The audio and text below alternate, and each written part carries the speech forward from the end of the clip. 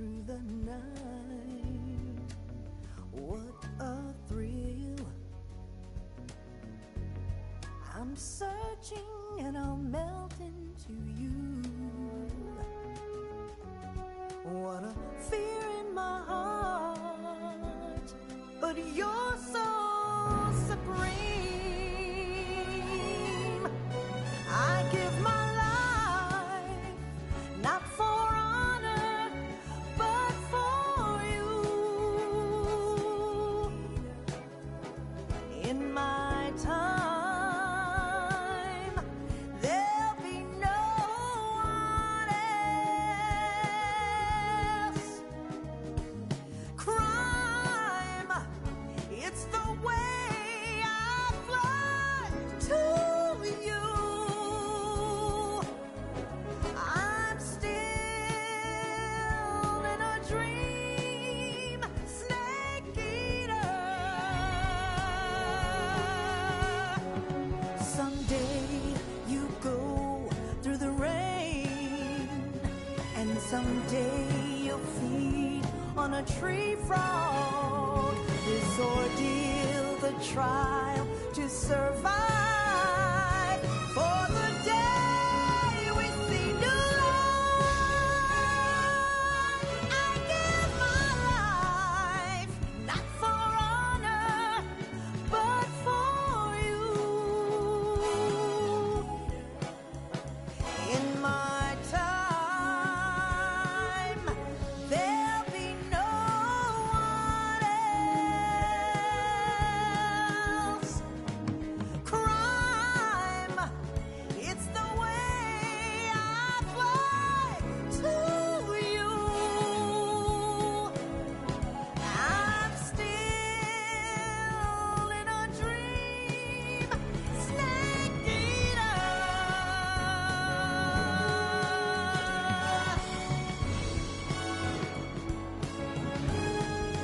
I'm still in a dream, snake eater. Snake eater.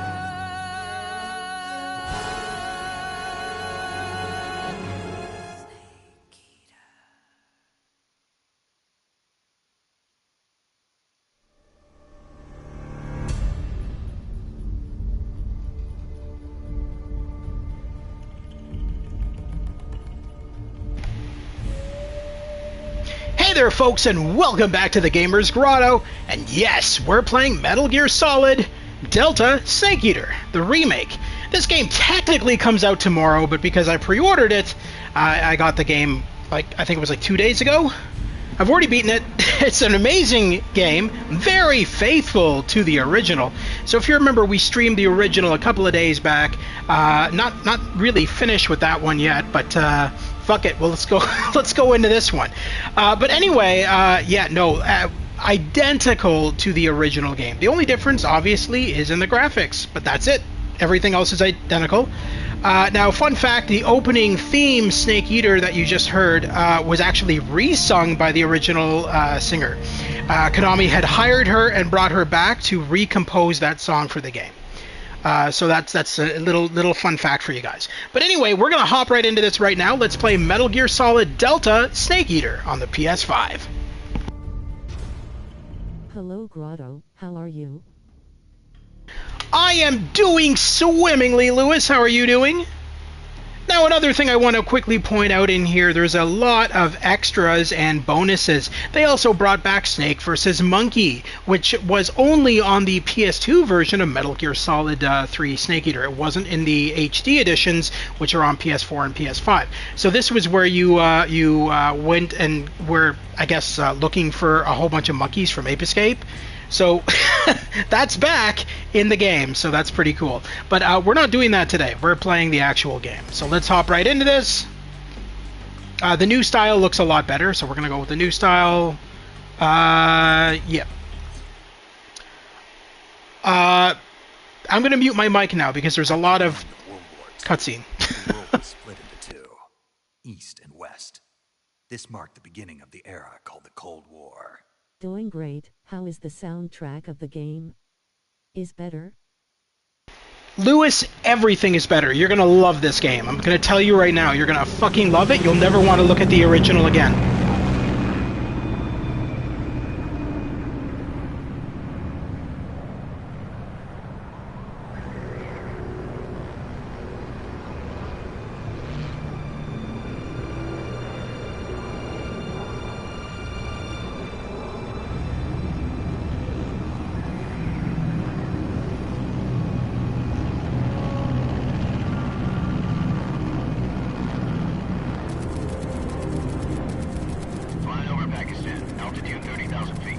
Approaching Soviet airspace. 20 minutes to drop off. Commencing internal depressurization. Equipment check. Arm main parachute. All right. You ready to go? Drop zone still showing a high pressure mass. Cav okay. Good. We've got high visibility.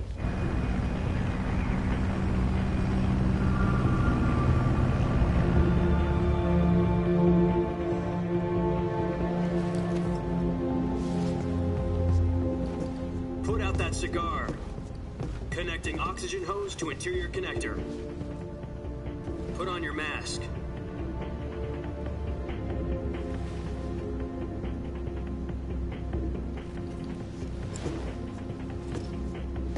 Does this panty waste know what he's doing? Approaching release point. 10 minutes to drop off. Hey, are you deaf? He said put out the cigar and put on your mask.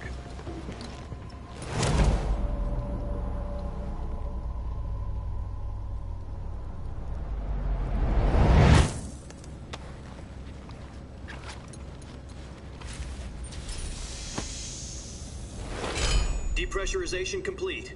Checking oxygen supply. 6 minutes to drop off. Opening rear hatch.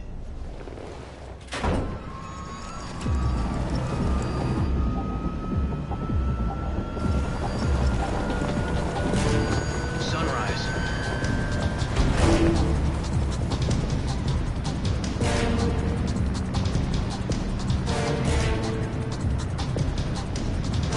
External temperature minus 46 degrees Celsius. 2 minutes to drop off. Stand up. You'll be falling at 130 miles per hour. Try not to get frostbite from the wind chill. 1 minute to drop off. Move to the rear. Activate bailout bottle. This is one for the history books. The world's first Halo jump. 10 seconds to drop off. Stand by. Status okay. All green. Prepare for drop off. Countdown. 5, 4, 3, 2, 1. Spread your wings And fly. God be with you.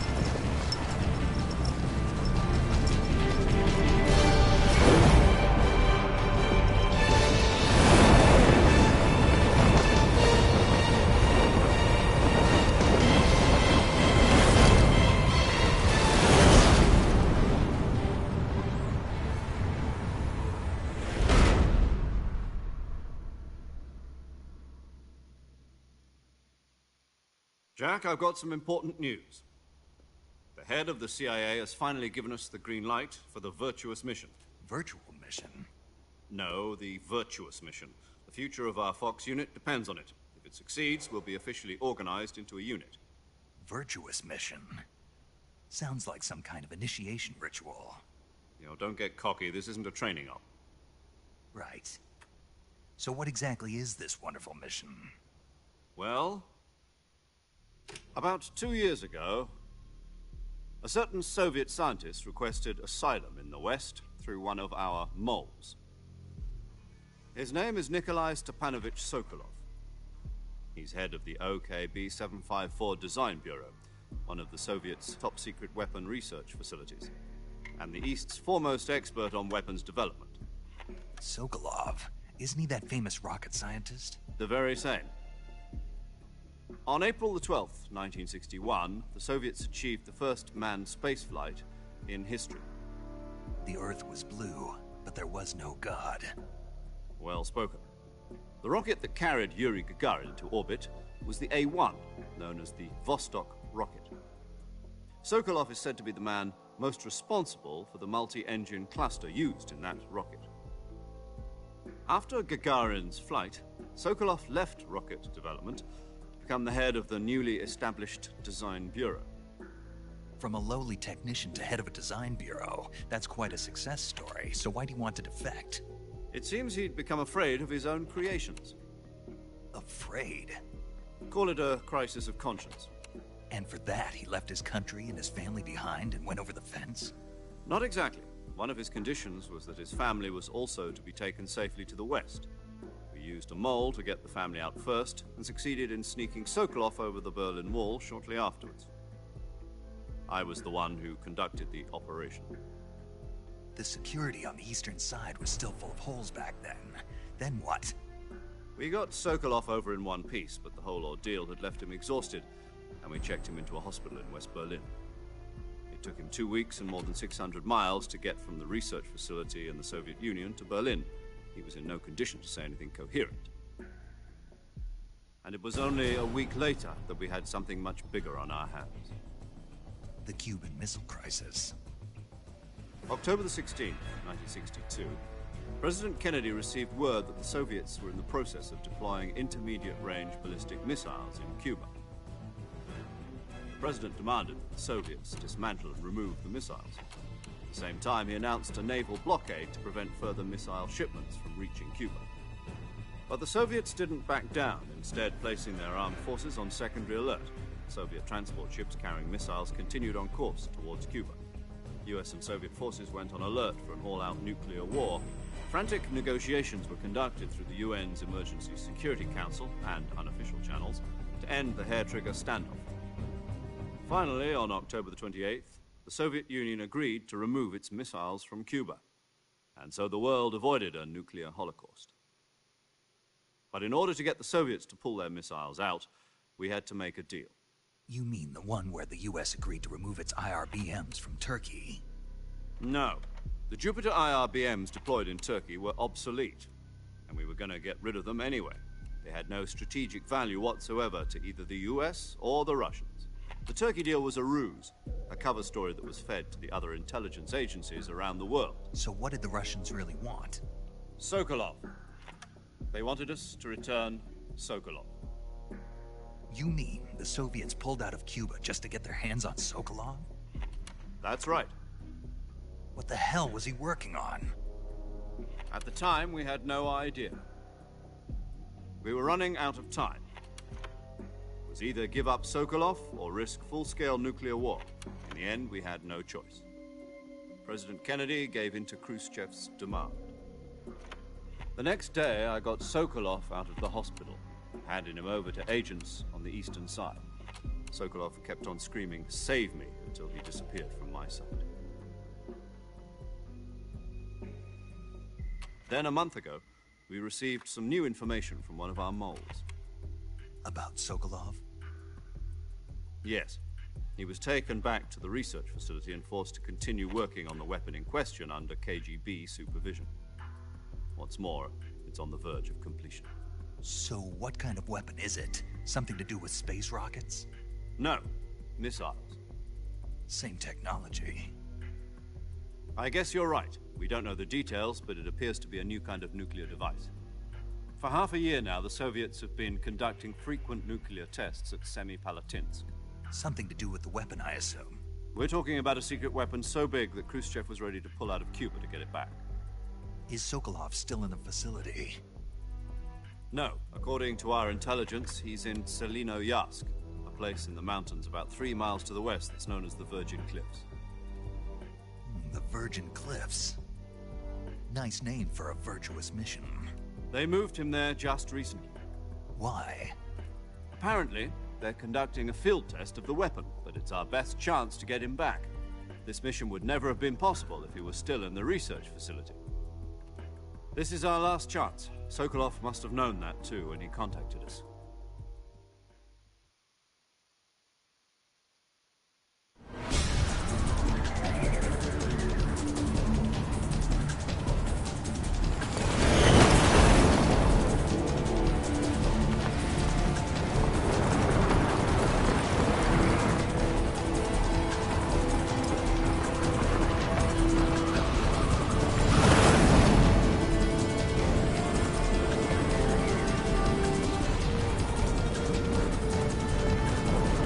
Listen up, Jack. Your mission is to infiltrate Selino-Yarsk in the Soviet mountains, ensure the safety of Sokolov, and bring him back to the West.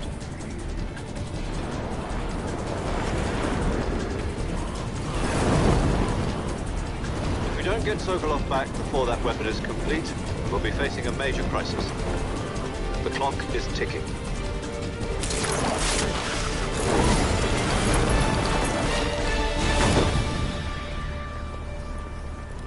Once we've confirmed the rescue of Sokolov, stand by at the recovery point. A recovery balloon will be dropped at that point. Helium will be pumped into the balloon to inflate it. The process takes about 20 minutes. Once it's complete, the gunship's arm will latch onto the balloon and pull it up. The Fulton surface-to-air recovery system. I'm familiar with the theory. Take it easy. It's been combat-proven. Do you think Sokolov is up to it? The shock will be less than during a parachute jump, and the arm can handle up to 500 pounds. So you're planning on going over the border in a single combat Talon?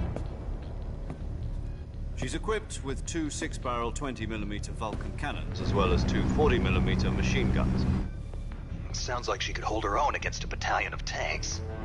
Even with the fuel in the reserve tank, we're facing a 4-hour time limit. If all goes well, it shouldn't take more than a few hours. Home in time for dinner. But if anything goes wrong, you'll be eating dinner, breakfast, and all the rest of your meals in the jungle.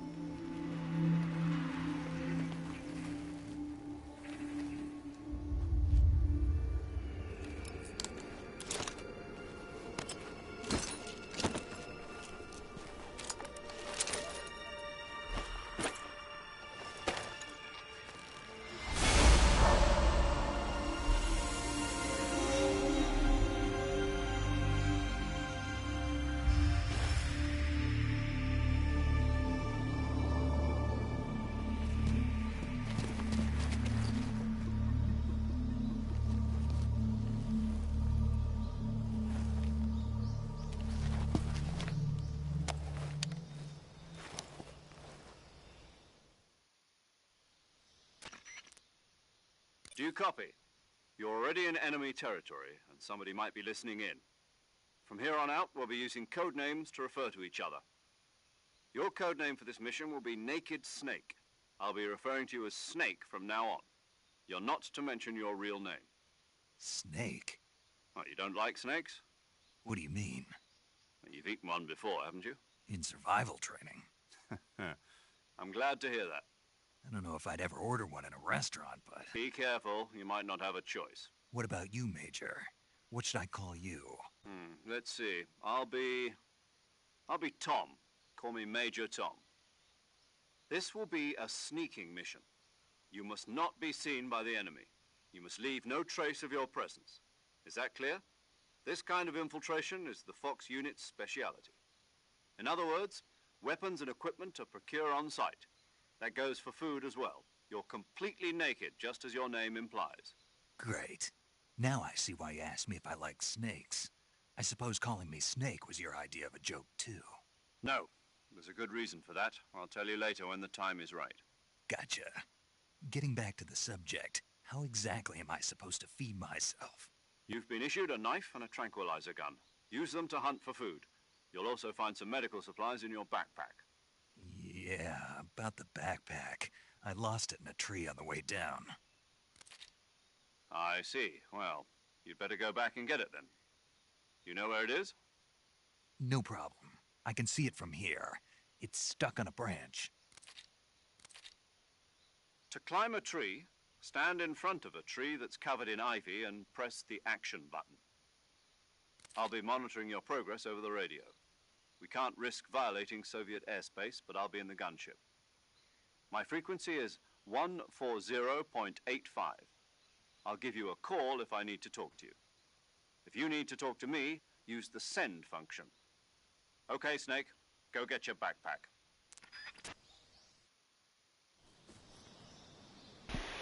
Finally, I can talk. All right. So that was like every Hideo Kojima game. That was a very long cutscene. So anyway, as you can see, graphically, this game is fucking beautiful. They did such a good job on it. It's I don't think I'll ever play the original ever again after playing this one, if I'm being honest with you. And there's nothing has been changed since the original game. As I said, it's only been the graphics. The original music, the original audio. David Hayter said that he was not brought back into the studio for re-recording his lines. He was simply brought back in for motion capture, as well as the other actors. So there is a lot of facial animation, and there's a proper motion capturing this time around. But all the original audio is still there. The only difference is in the radio scenes where Snake is talking on the radio. That's been re-recorded with modern voice work, my understanding of it. Because I guess the original audio quality on the radio calls was not that good. But anyway, yeah, aside from that, everything is identical. All the secrets are the same. Everything's still in the same location. This is literally carbon copy, an exact copy of Metal Gear Solid 3. The difference being Unreal Engine 5. That's it. So all the secrets that you remember from the original game, they're all still there in the exact same spots. Nothing else has changed. And I want to iterate that because a lot of gamers were saying, well, I'm not getting the game because it's going to be different than the original game. It's not. It's not at all. Having played the original game all the way through, knowing most of the secrets, and I mean, Metal Gear Solid 3 is one of my favorite games. There is nothing different here. It's the exact same game. It just looks 10 times better. Your available weapons will be displayed in a list on the screen. From that list, choose the weapon you want to equip and press the... I'm just going to skip past the tutorial stuff right now. I find that they overtalk. This is just the intro. We saw this. If you want to hear this, you can go back to the original game that I live streamed a couple of days ago. But we've heard this about 1,000 times. I'm sure many of us have. He just introduces everybody that we'll be talking to on the radio. It's really not that important. Snake, try to remember some of the basics of CQC.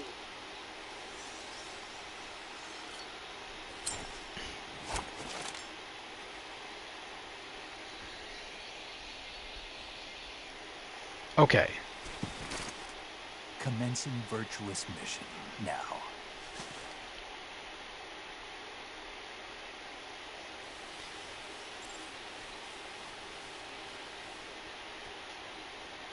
But yeah, so the interface is all the same. Nothing's been changed. Like, I mean, everything is identical to the way it was back in the day. The only thing that they change are the camera angles. But they give you the option to play with the original camera angles. So even that doesn't matter. The only thing that's changed, realistically, are the graphics. Now I'm playing with the new camera angles, but you can actually switch it up in the options menu under game. And you can change the playstyle to the original, the Legacy Edition, which uses the overhead camera from the original PS2 game. So, I mean, if you want to go that route, you're welcome to do that as well. And honestly, either mode looks amazing. I've tried both modes. I prefer this new mode that they added. Look at the freaking grass sticking to his legs. That's so fucking cool. Anyway, yeah, let's continue on.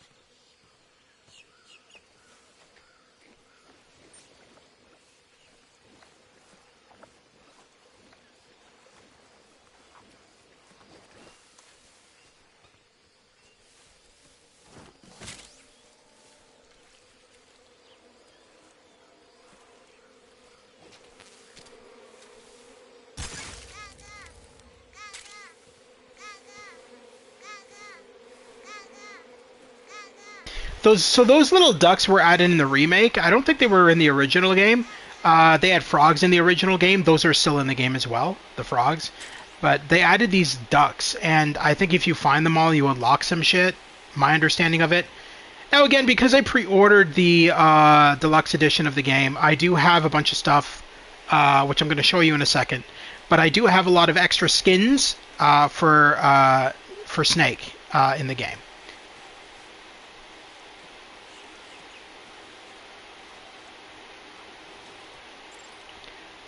So we'll do that right now. So show you some of the skins.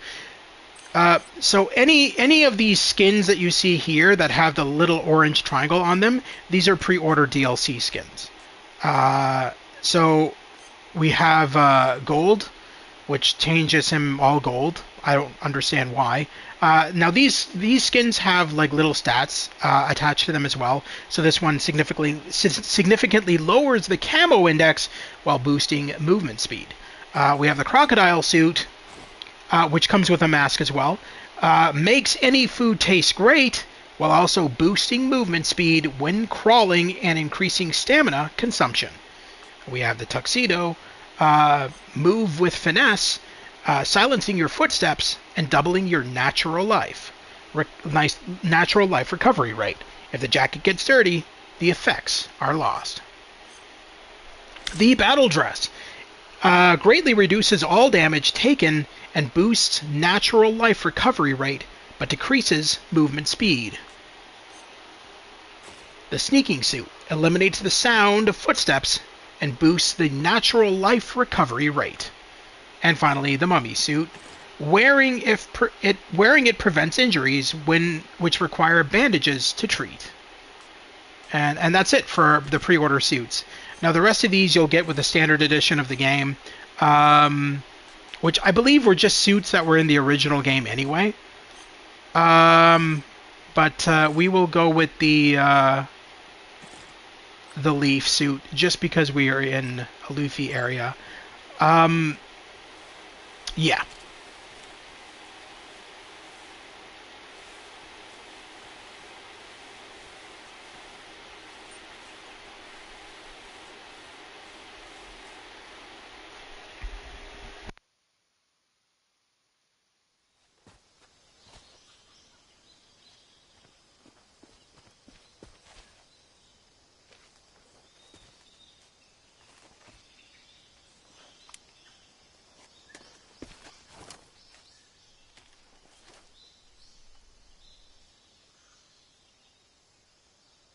Major, I've spotted 2 enemy soldiers. They're probably KGB troops sent to guard Sokolov. AK-47s and grenades.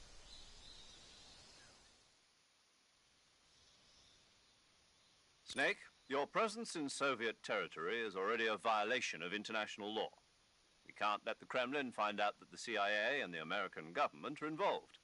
Contact with the enemy is strictly prohibited. Don't engage them in battle either. This is a stealth mission. Got that? The Major is right. The point of this mission is to sneak through the jungle without being seen. The success of the mission depends on how well you use your camouflage. Change your camouflage by selecting Camouflage from the Survival Viewer. The Uniform option lets you pick your uniform, while the Face option lets you change your face paint. Choosing camouflage that blends in with your surroundings will help you conceal yourself more effectively. Also, don't forget that anything that moves will stand out in the jungle. If you just stand up and run around like an idiot, you're bound to be spotted. But if you crawl instead, you should be able to sneak by without being noticed. You can see how effective your camouflage is by looking at the camo index. The camo index shows how well your current camouflage blends in with the surrounding area. The higher the value, the harder you are to spot, and vice versa. The key is to make yourself one with nature. Keep that in mind as you go along, okay?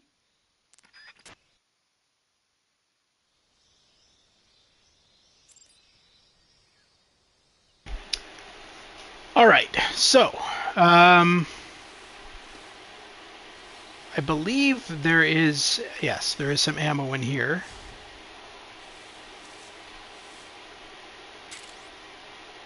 So another thing I want to quickly mention, in the original Metal Gear Solid 3, you only had technically two modes.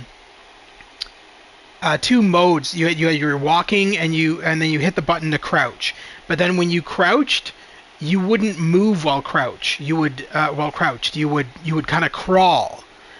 They fixed that for this remake. So there's now 3 modes. There's now walk, crouch, and walk, or go prone. Which a lot of people complained about, I guess, back in the day on the PS2. They were complaining that there was only technically 2 modes, which was like walk or go prone. There was no walking while crouching in the original game. And for this remake, they made sure to add all 3 modes. And for the first time ever in Metal Gear Solid, you can actually switch to first-person mode. Yes, you can play the entire game in first person. I don't. But it's there for those of you who want to, like, pull out your gun and just play the game like a first-person shooter.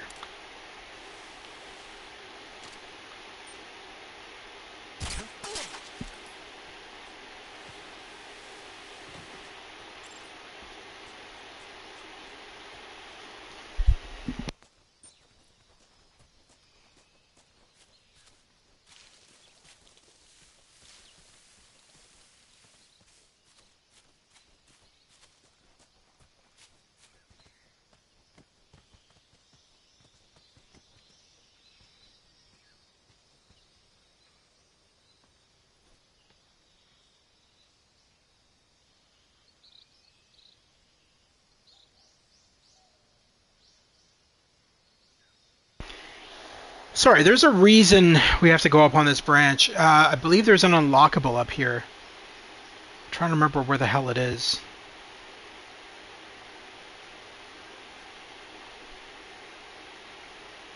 I'm not even seeing it.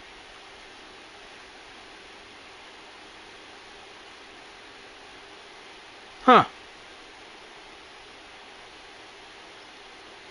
Alright, well, whatever. I'm not gonna just stay... Oh, snake. No, down. Down, boy. Not up. There we go. I did see... Okay.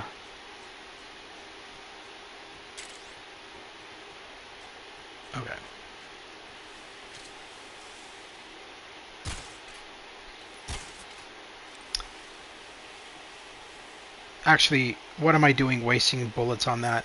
I want to use my easy gun.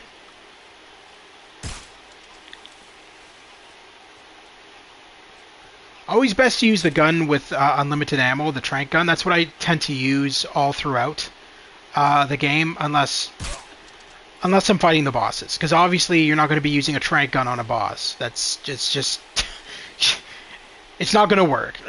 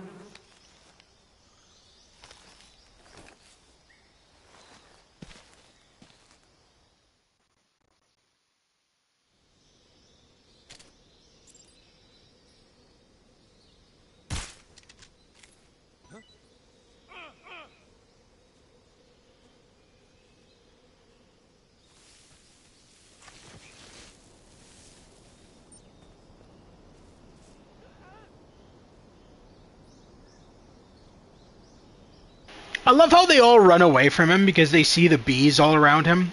I always found that funny. Alright, I don't think there's anything else here. There might be... Oh yeah, there's some fruit in the tree. But as I recall, those fruits are not edible. I remember trying them before in my other playthrough, and they don't really give you much health or anything.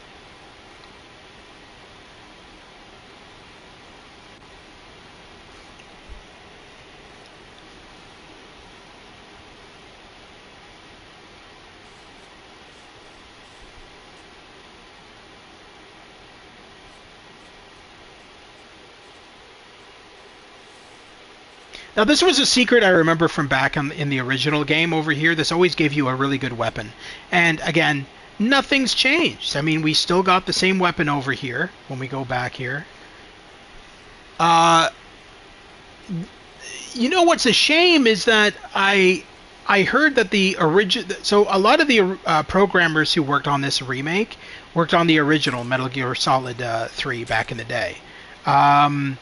And this is a faithful remake to a T. The programmers have been trying to get in touch with Hideo Kojima to ask him to play the game. Because they told him, no, this is... you're going to love this. Not that there's anything wrong with that. Not that there's anything wrong with what?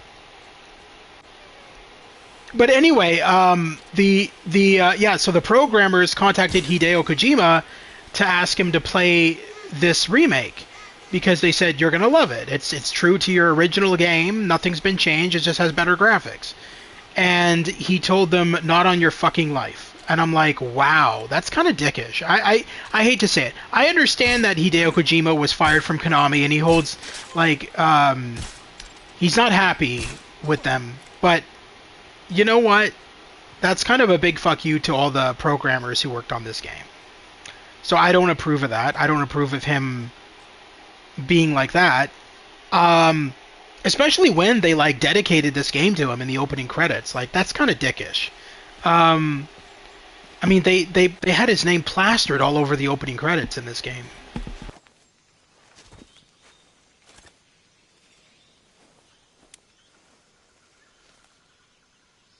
Major, I've reached the abandoned factory where Sokolov is supposedly being held.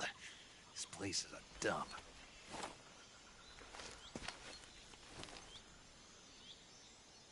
I can't see Sokolov from here. The security is pretty tight. There are sentries posted around the perimeter. I wonder how many are inside.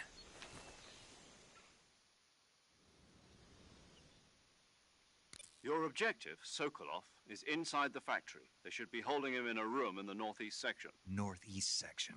Got it. Be careful. Your mission is to bring Sokolov back alive.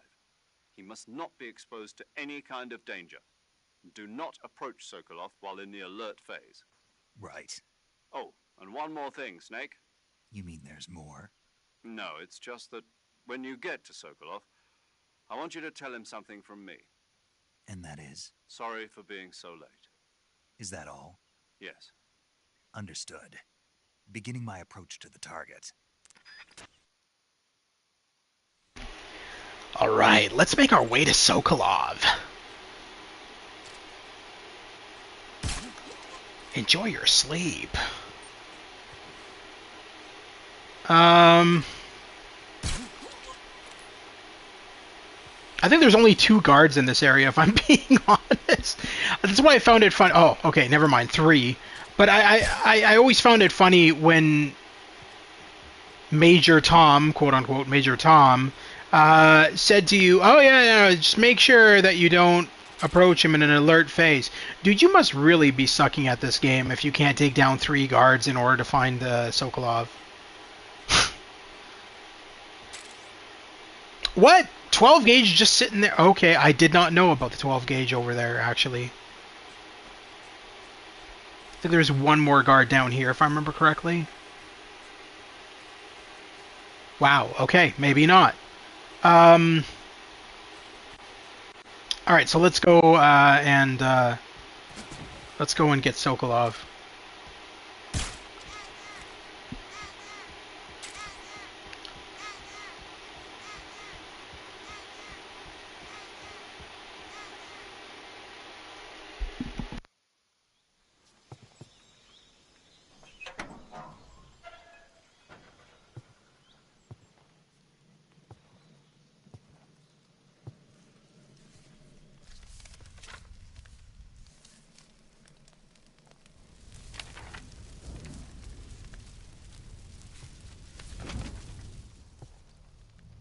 You must be Sokolov. Are you one of Volgin's men? You'll never get it from me. No. I'm a CIA agent. I've come to escort you back to the other side of the Iron Curtain. You're CIA? Yeah. I was sent by Major Zero, the man who got you out 2 years ago. Zero? I have a message from him. What is it? He said to tell you sorry for being so late. Did he now? What does it mean? It means he's a man of his word. But we've got no time for this. You have to get me out of here before they arrive. Who's they? Colonel Volgin of GRU. You in the West know him as Thunderbolt. Thunderbolt? Never heard of him. He's a member of the Army's extremist faction, a man who seeks to seize control of the motherland. Ever since the Cuban Missile Crisis 2 years ago, Khrushchev has been pursuing a policy of peaceful coexistence with the West. Despite resistance and criticism from hawks in the army and the provincial authorities, Khrushchev has managed to suppress the opposition, so far. But the failure of his agricultural policies has put him in a precarious position. And on top of that, the tragedy last November. President Kennedy's assassination. Precisely. In a sense, Khrushchev has lost his biggest partner, and his power base is rapidly crumbling away. A certain group is plotting to use this opportunity to seize power by rallying the anti-government forces, overthrowing Khrushchev, and installing Brezhnev and Kosygin in his place. The mastermind behind this plot is Colonel Volgin of the GRU. He has control over another secret weapons research facility much like this one, OKB-812, known as the Granin Design Bureau, and is using it to further his plans. But that is not enough to satisfy him. Now he's plotting to seize the secret weapon I have been developing here and use it as leverage in his bid for power.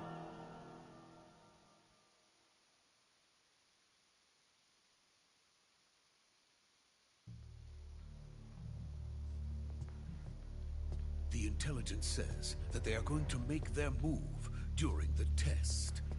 Then, the soldiers outside.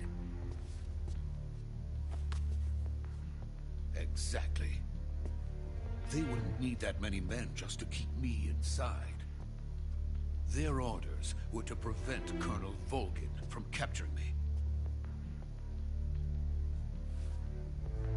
Even if it meant killing me in the process, or so it would seem.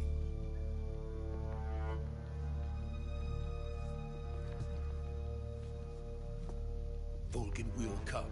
I'm sure of it. You must get me out of here before then. Leave it to me. By the way, your Russian is superb. Where did you learn to speak it? From my mentor. Is that so? America's truly a frightening country. Having second thoughts? No. I have no love for this place. Let's go.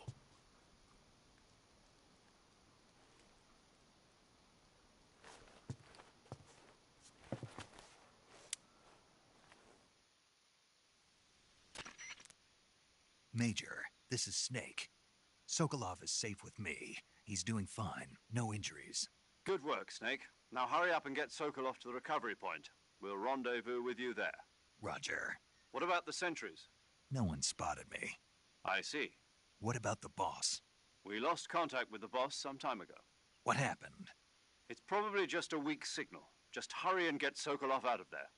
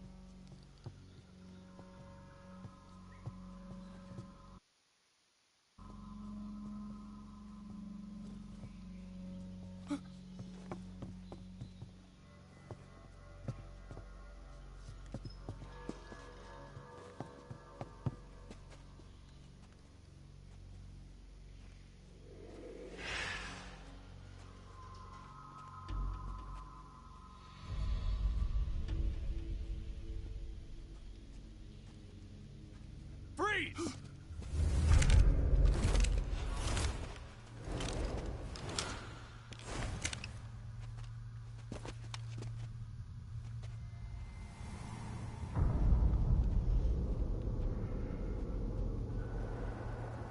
So this is the legendary boss. Huh?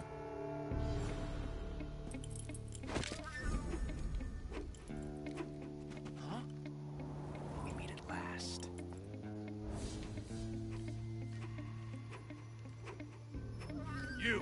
You're from the Ocelot unit of Spetsnaz. Huh. What's a crew soldier doing here? Soldier?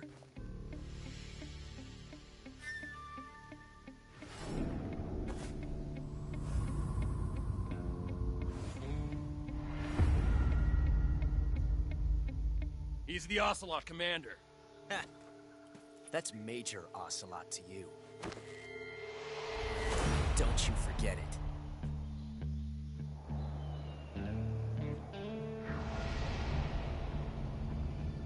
Sokolov is ours. Now get out of here.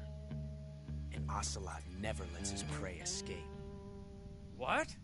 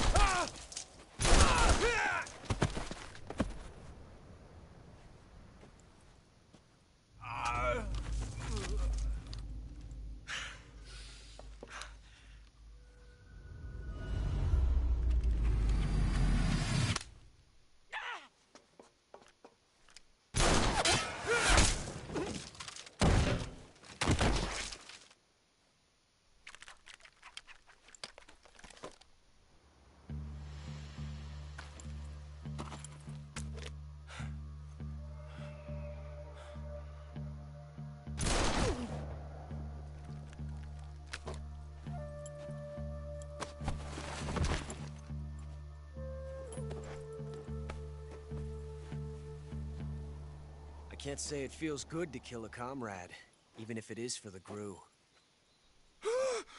Sokolov, take cover. Huh.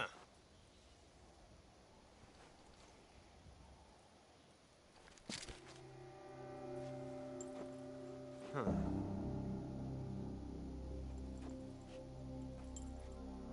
You're not the boss, are you?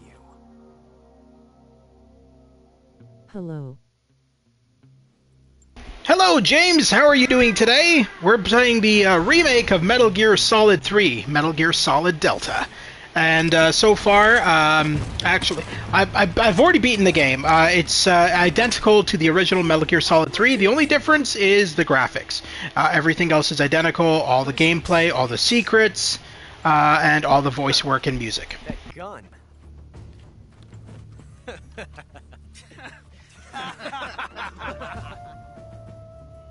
If you're not the boss, then die. Nice. I'm well. Sadly, I won't be able to watch the stream as I'm bowling right now. No worries, man. I hope you have fun bowling. Take care, man, and have a wonderful night. Leave it! Shoot the other one!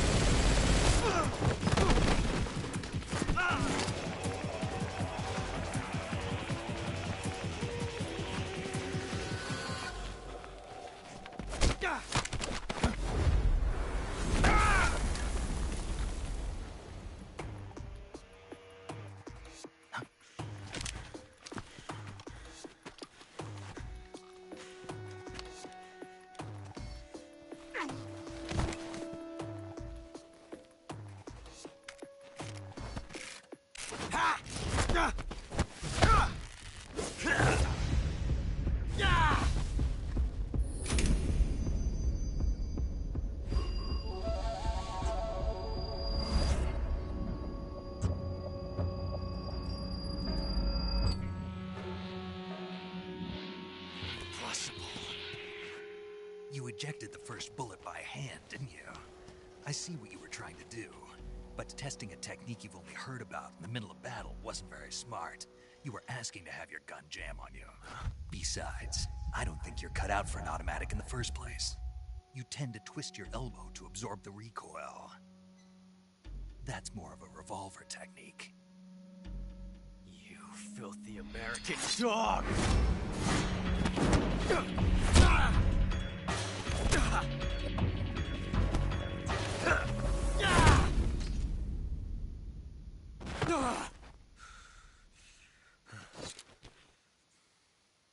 But that was some fancy shooting. You're pretty good. Pretty good.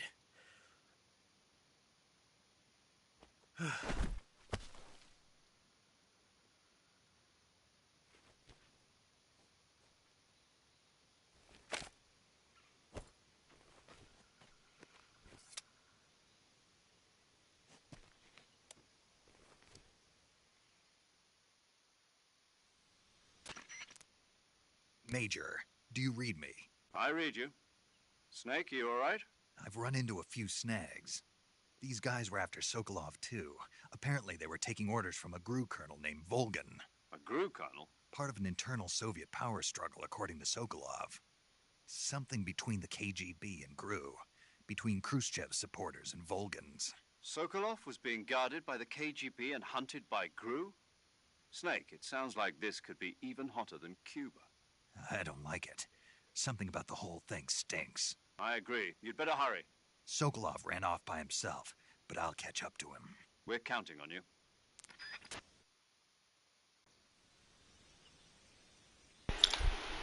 Alrighty, so let's get the hell out of here. I don't think there's anything really to grab here.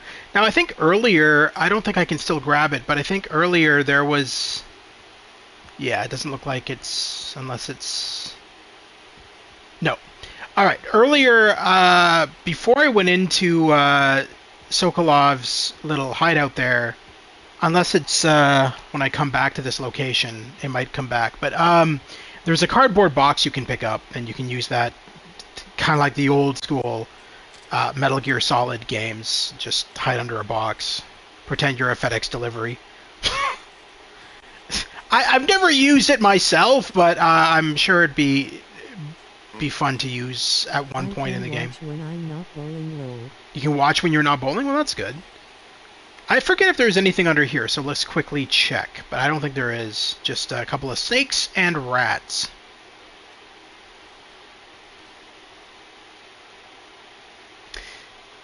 Yeah, there's nothing under here, and I don't really want to get bit by the snake right now. How's the remake? I imagine it's the same thing as before, just better graphics.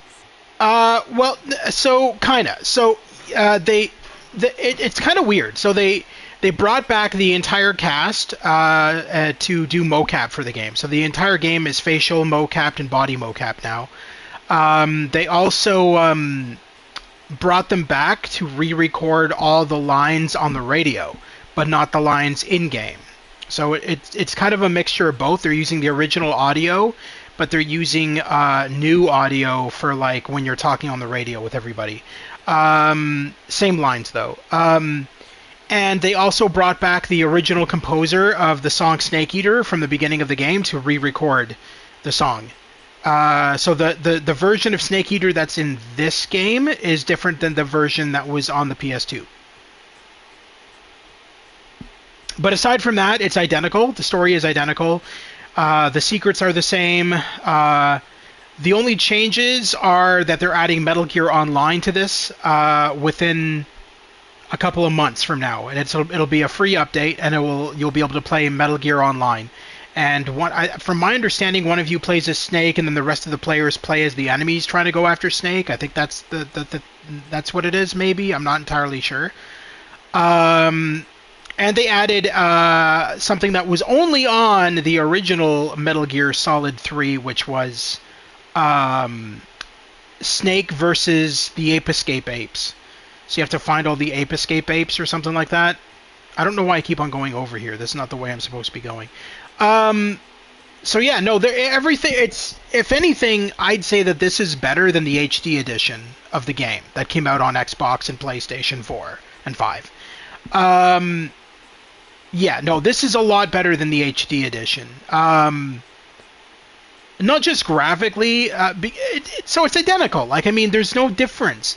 If you played the PS2 version of the game, this is identical to that. The only difference, again, of course, being the graphics. Again, like I said, all the secrets are in the same location. The writing is the same. The story is the same. Nothing's been cut. Nothing's been added. It's literally carbon copy, a complete replica of the original PS2 game, but just in Unreal Engine 5. They're coming for me. I'm finished. Calm down. I'll get you out of here, I promise. And we've got some of the best backup we could ask for. Look.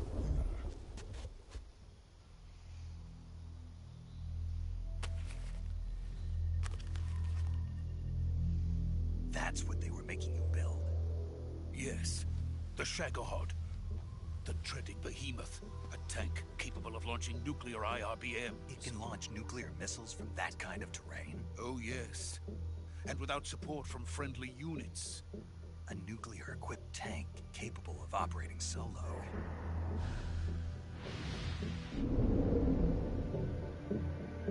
Is that thing finished? No. This is only the end of Phase 1. It won't be truly finished until we complete Phase 2. Phase 2? The weapon's true form. If it is completed and the Colonel gets his hands on it, it will mean the end of the Cold War. The end of the Cold War? Yes. And then the Age of Fear will truly begin. A world war.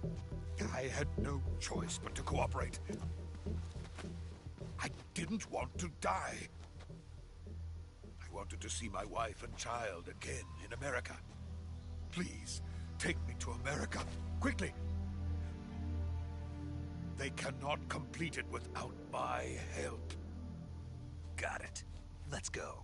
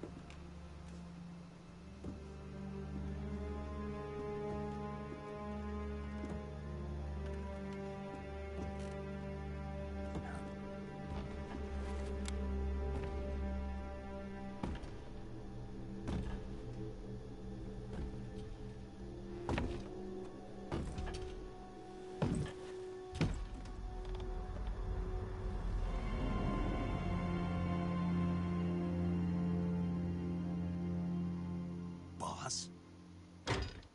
Ow.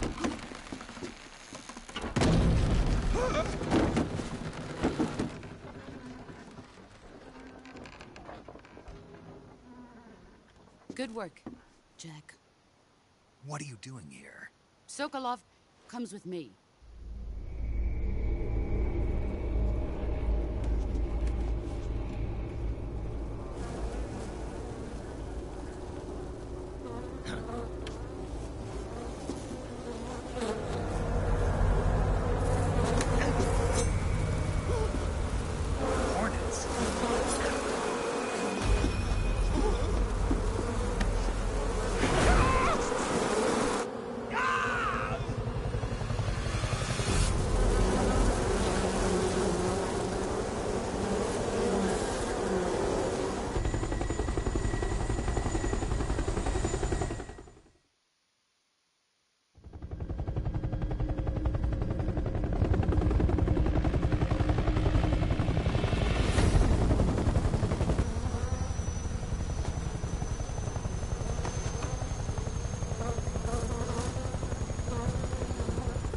My friends, let us fight together again.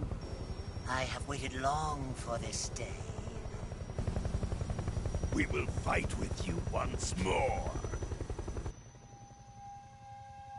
Welcome back, boss. Now that all 5 of us are together, it's time we go to the depths of hell itself.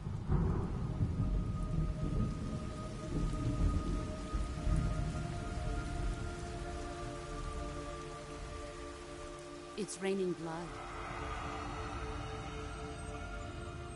Is he crying?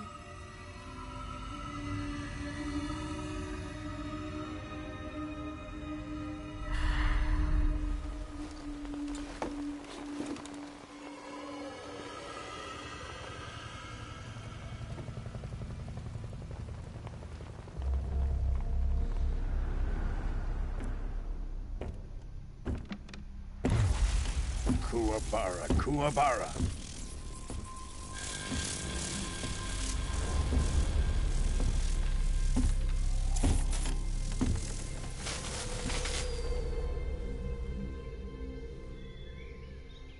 Ah, what a joyful scene.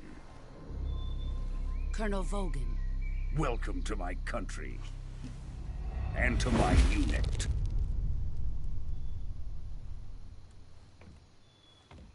Boss, what is this? I'm defecting to the Soviet Union. Sokolov is a little... It's crazy when you think about it, how many games Neil Ross has done voice work for. I mean, for those of you who have played the Mass Effect games, Mass Effect 1, 2, and 3, he was the narrator in all 3 Mass Effect games. So when you went to the computer menu and looked up like alien races or planets or whatever, he narrated all that. As well, if you remember way back in the day, the Leisure Suit Larry games on PC, he was the narrator for all of the Leisure Suit Larry games as well. So he's been in a lot of stuff, and it's always funny hearing him as Colonel Vogan, because I feel like his voice just sounds... Every time I hear his voice, he just sounds like the narrator from Leisure Suit Larry.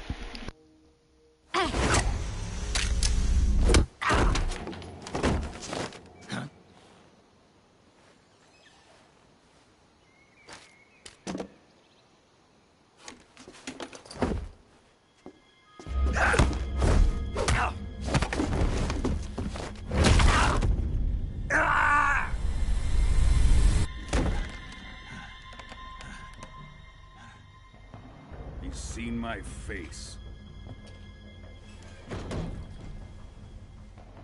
We can't let him live.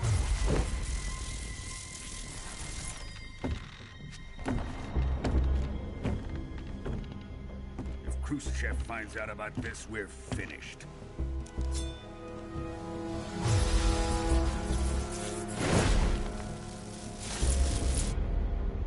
He must die. Wait. He's my apprentice. I'll take care of him.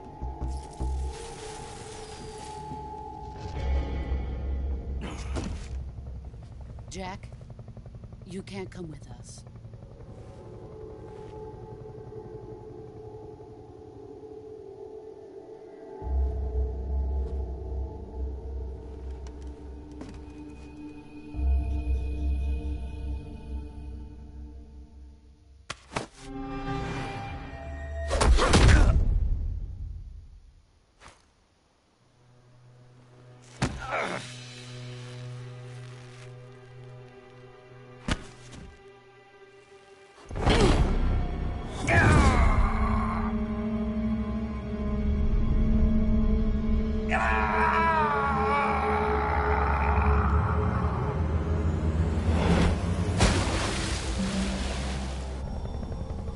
The new blood has been rejected.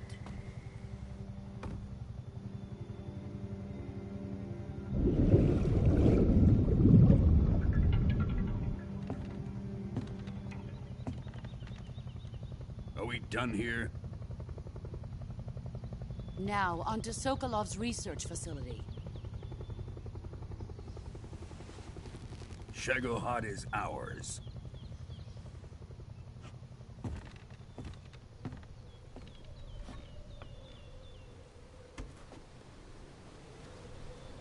Drift away. My place is with them now.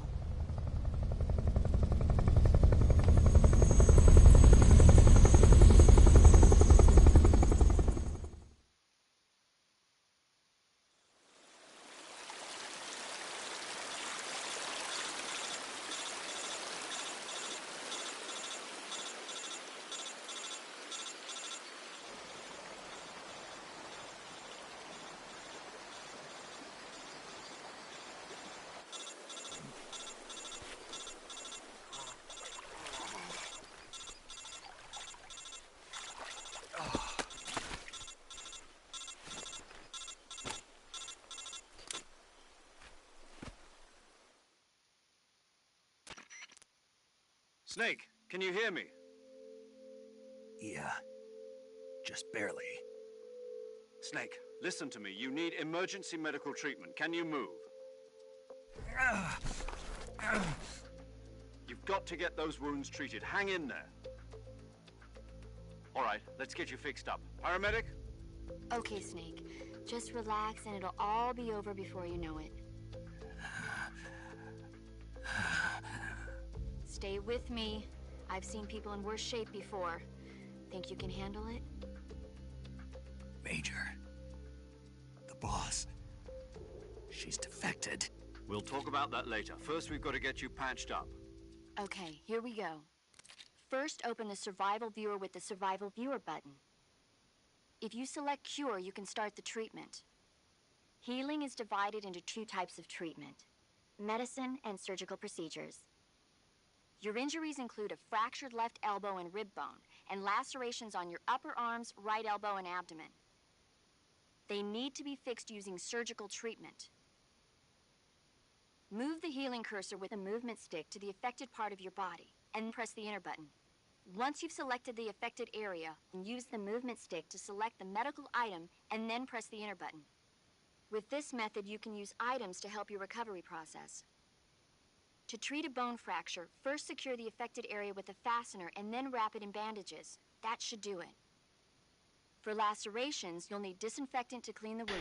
I'm going to actually skip past all of this because it's just a tutorial. We don't really need to know this. Alright. So, the cure system is identical to the original game. Nothing's really... again, like I said, nothing's really changed in this remaster or remake at all. Everything's pretty much identical to how it was in the original game. If anything, it just looks fucking amazing. It's the only difference, really.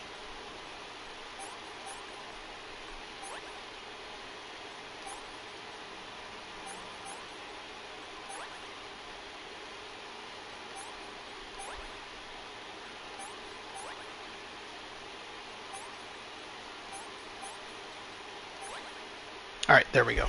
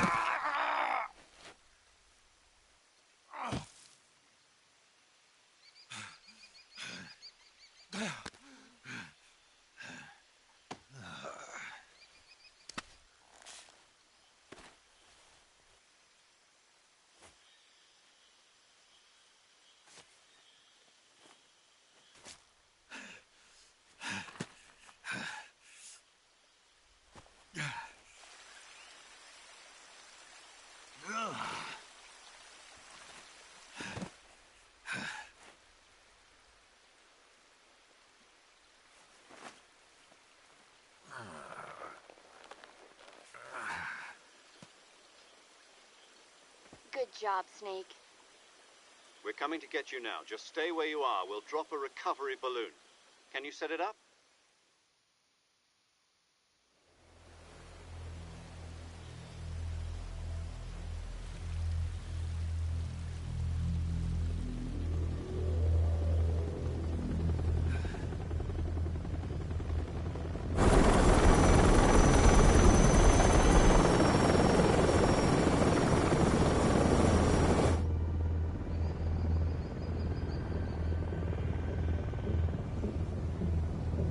Shagohod.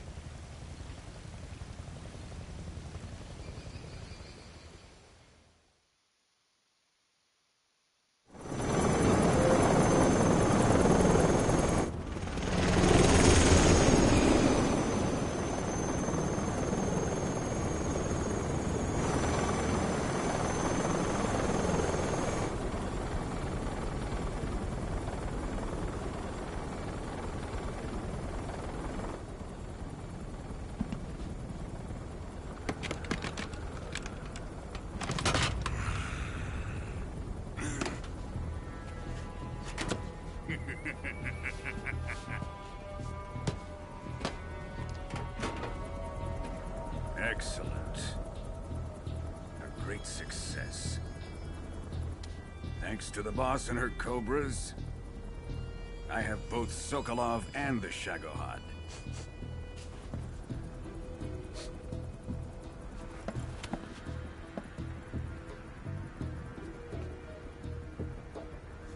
What are we going to do with the girl?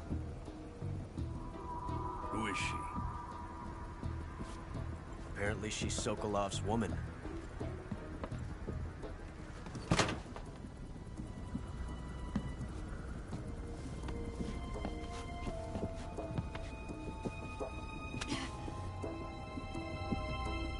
She's a nice catch.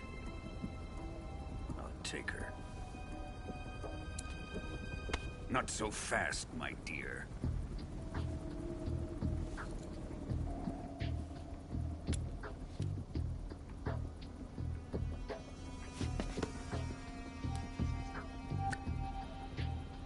A kiss of death. Are you KGB? We may be able to use her.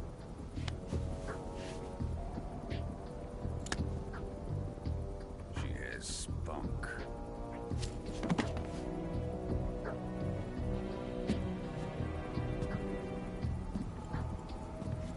Shall we take her back to the base? Perhaps we should. We have no further use for Sokolov's research facility. I think it's time I gave this marvelous new toy a try. Colonel, even if they are our enemies, they're still our countrymen. But it won't be me that pulled the trigger. It'll be our friend, the American defector. You're going to nuke your fellow Russians? Remember the Alamo. Colonel!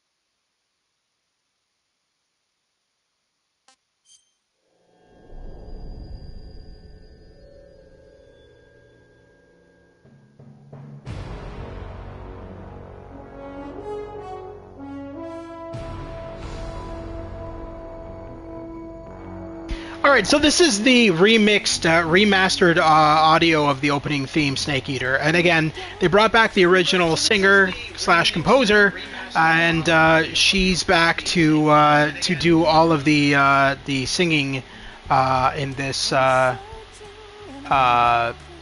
version of the song. So this is not the original song that was on PS2. This is a remake of that song. I give my life, not for honor, but for you. In my time, there'll be no one else. Crime, it's the way I fly to you. I'm still in a dream, Snake Eater. Someday you go through the rain. Is it over? Feed on a tree frog. This ordeal No, you just missed the opening scene. I just got some Wi-Fi temporarily. It's not over. It's you missed the intro to the game. But welcome, Stu. I hope you're doing well. Hope you can tune in. I think you're going to really love this remake. In my time, there'll be no one else. Crime, it's the way I fly to you. I'm still in a dream, snake eater.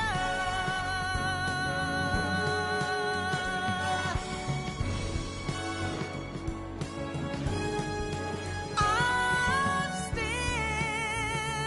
in a dream, snake eater.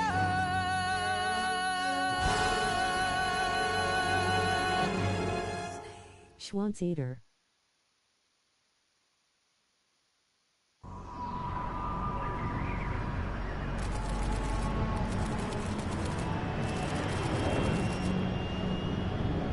Listen, you, the only one here who's a Schwanz-eater is you. Let me tell you. This guy, Stu, I'm telling you guys, he's terrible. Drone oil pressure and voltage are nominal. Payload oxygen supply is nominal. Power supply to payload antifreeze system shows no problems. No gusts.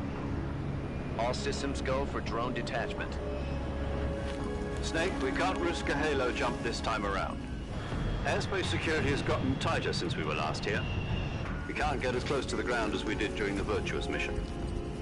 So instead, we'll be using one of our newest weapons. Snake, you're being given an honor on par with Alan Shepard. This is our last chance. Show your patriotism. If you fail, you'll be back in a hospital bed again, waiting for the firing squad. Gee, that's optimistic. So how does it feel to be a patient in one of the most advanced ICUs in the world? Would you do me a favor and tell the suits about visiting hours? I'll never get better with them assaulting me day and night with their questions. Must be part of the top brass's inquiry. What encouragement. According to them, I'm a traitor and an accomplice to the boss's defection. They make him sound like Snake Plissken. Does that mean they're after you too? Let's just say neither one of us is going to be made a national hero out of this. So nothing has changed in this remake, Stu. The only thing they did was fix the graphics look amazing. But aside from that, it's all the original audio from the PS2 game. All the original music, everything is identical. There is nothing's been added or cut out of the game. All the secrets are in the same location. All the weapons are in the same location. Carbon copy, it's the exact same as the PS2 game. It just looks better. That's it. That's the only thing. And I think that's a great thing, actually, because I feel like if too much had changed, a lot of people would have hated it. And no, it's not. It's identical to the original game, through and through. Just has better graphics. President Johnson? Yes, I hear you, Mr. Chairman. It was a hotline call from Khrushchev to President Johnson. From the head of the Soviet Union? That's right. A few days ago, one of our country's main design bureaus, OKB-754, was destroyed in a nuclear explosion. At about the same time, our anti-aircraft radar picked up a signature that appeared to come from one of your military aircraft. Does any of this sound familiar to you? In retaliation, I have placed our armed forces on secondary alert. Depending on your response, I may be left with no choice but to order the military to maximum alert and unleash Armageddon. With the help of your predecessor, I was able to survive the Cuban incident. But my power is not as great as it once was. If I am to survive this crisis, I must have your full cooperation. I should have contacted you myself.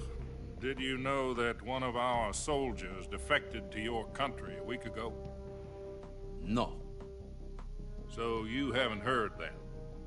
The man who arranged the defection was a GRU colonel by the name of Yevgeny Borosovich Volgin. Volgin? Of the Brezhnev faction. Go on. Who is the soldier? Her name is the Boss. She's a living legend. During World War II, she was the one who led us to victory in that war. In Russia, you know her as Voyevoda. You mean the President Johnson sucked. mother of your special forces? But most of them do. And she took 2 miniature nuclear shells along with her. The boss took 2 miniature nuclear shells. I'm afraid so. Yeah, I was about to say, has there ever been a really, honestly good and just president? I don't think they exist. Found with the launcher's range and precision. Although they were mass-produced, they've Lincoln. never been deployed in battle. But Sokolov says Yeah, maybe. But I feel like every president has had their issues.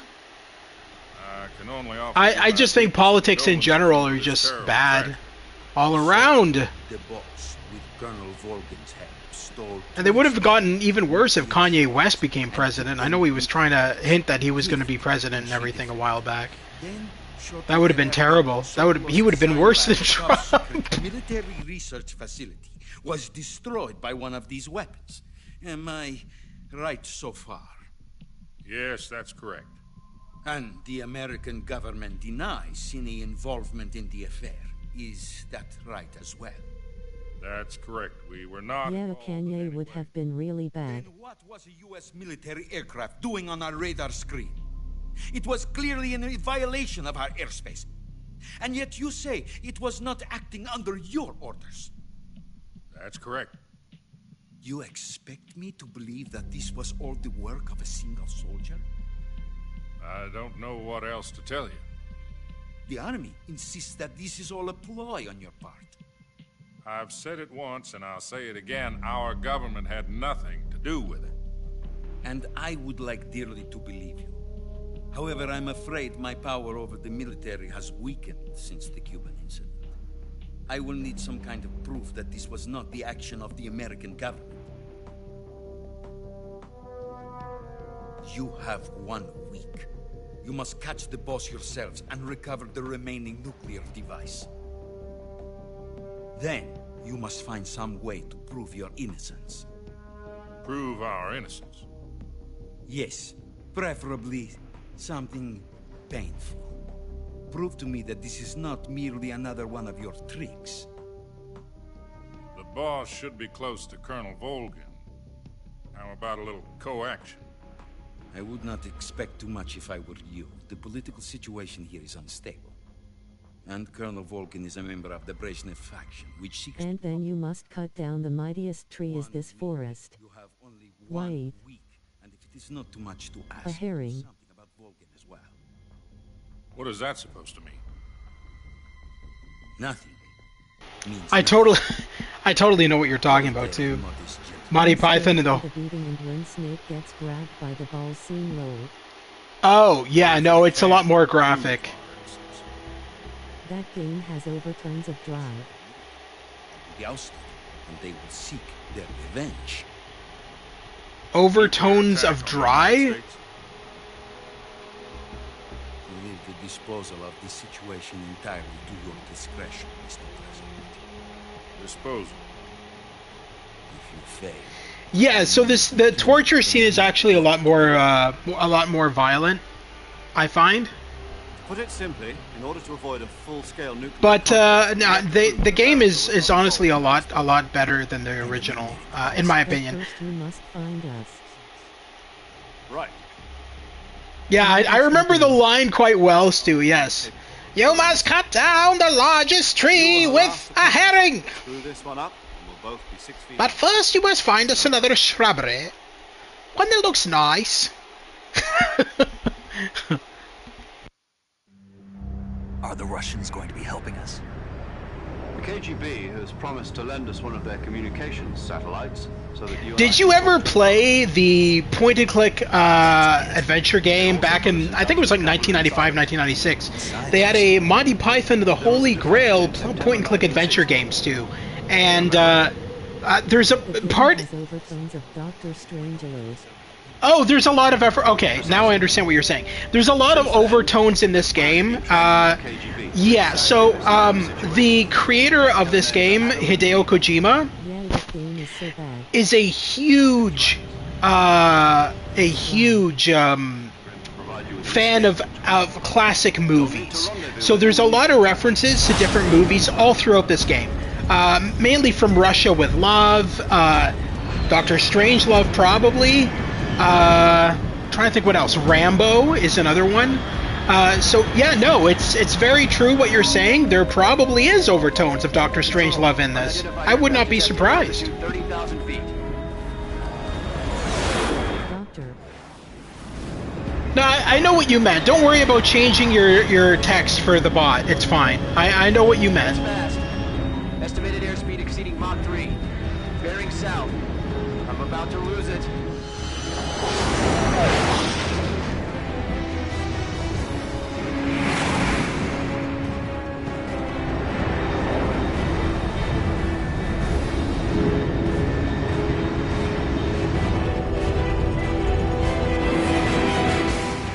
This game has overtones of Dr. Dolittle. Stu, we're talking about this game, not your channel. Your channel has overtones of Dr. Dolittle.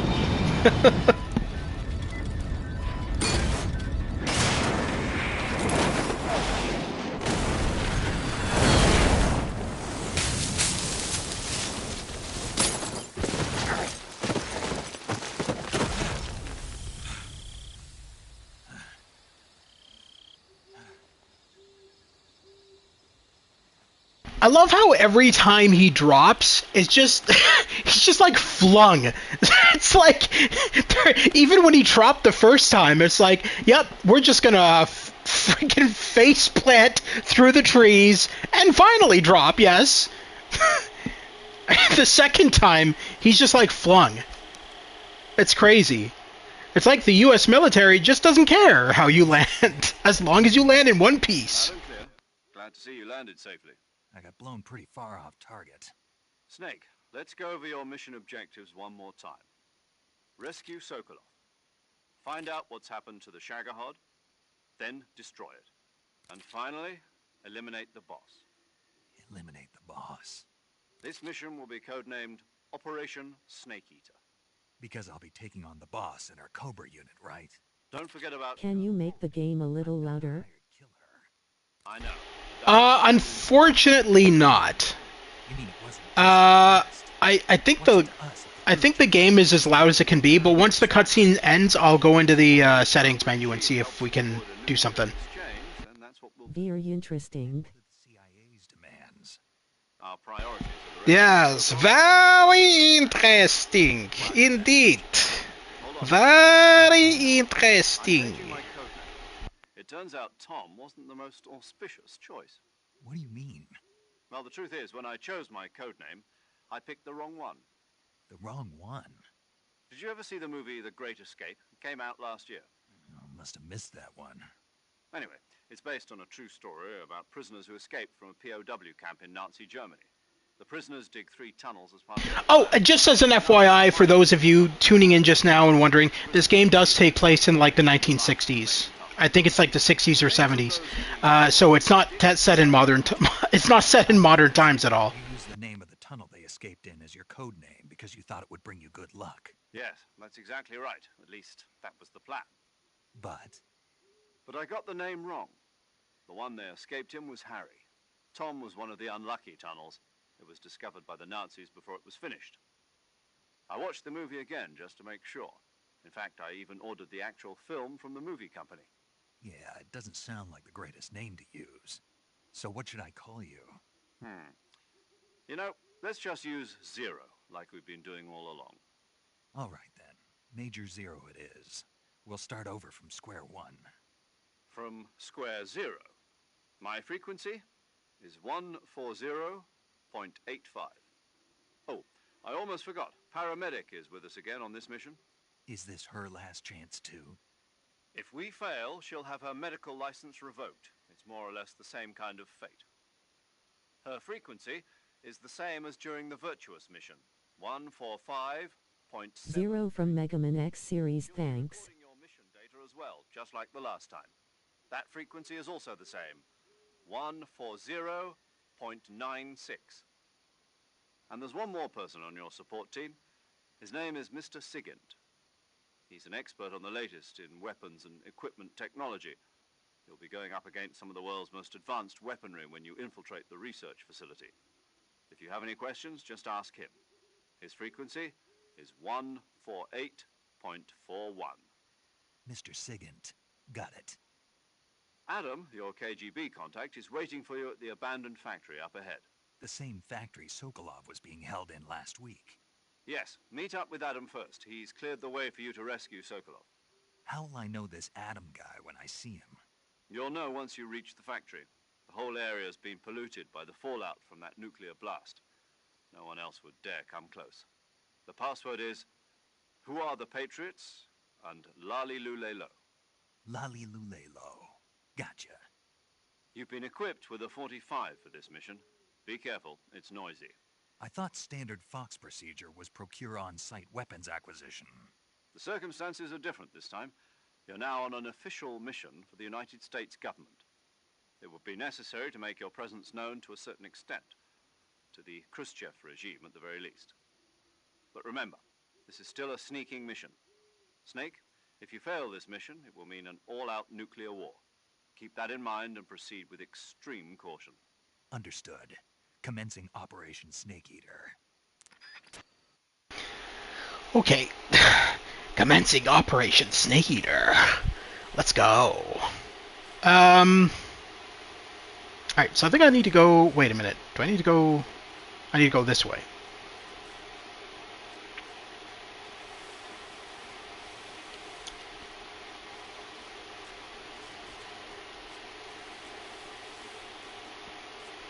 Oh, yes, you guys wanted me to adjust the volume. Yeah, everything's on max, so there's not really much I can do with the volume. I would suggest just turning it up on your end. No pressures, by the way, just nuclear fallout. Yeah, no pressure. No, there's no pressure. It's just nuclear war. You know, these things happen.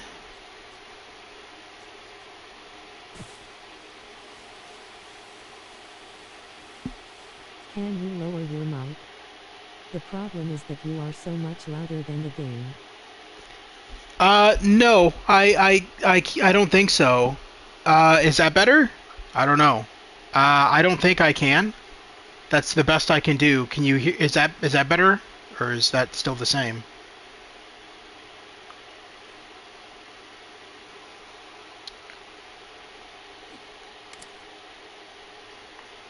Yeah, nothing changed. Oh well.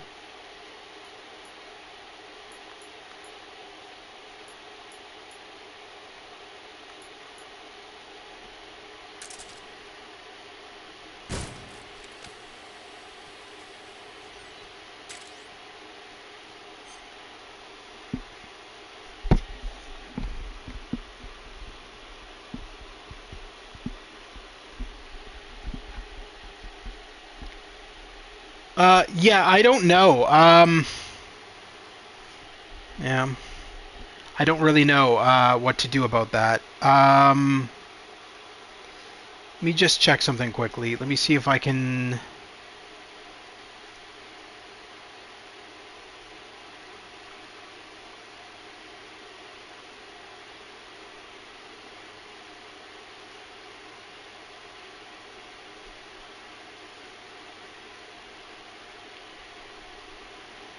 It is what it is, don't worry about it, unless you can adjust your mic volume on the PS5.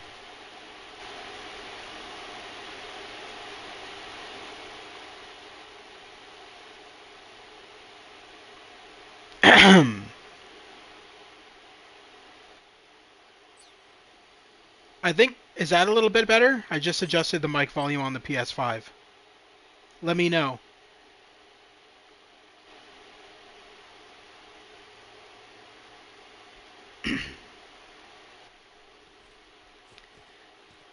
Let me know in the comment section. It is a bit better.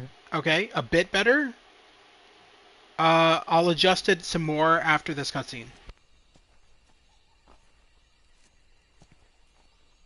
What's that? We can't hear you now. Just kidding.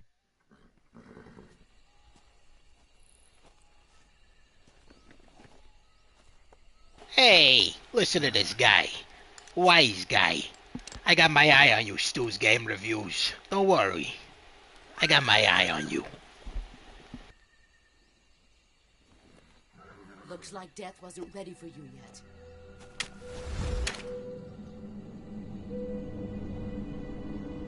Boss. That arm still hurt? Nice, you found some whores. What are you doing here?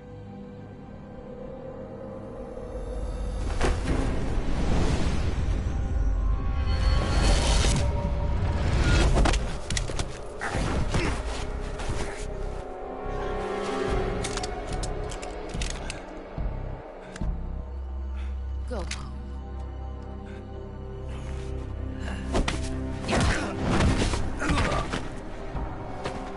Go home. Gru and my sons are waiting up ahead.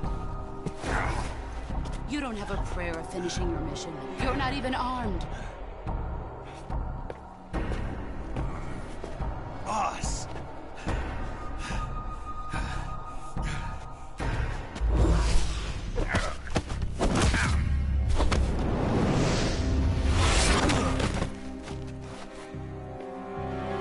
I'm not your boss anymore.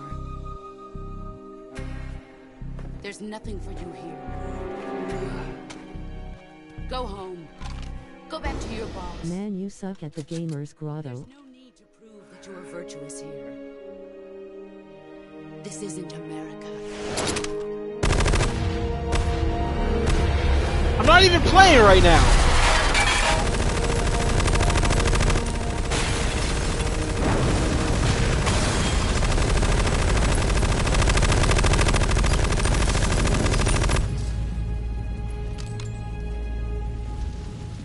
That should stir things up a bit. You'd better hurry.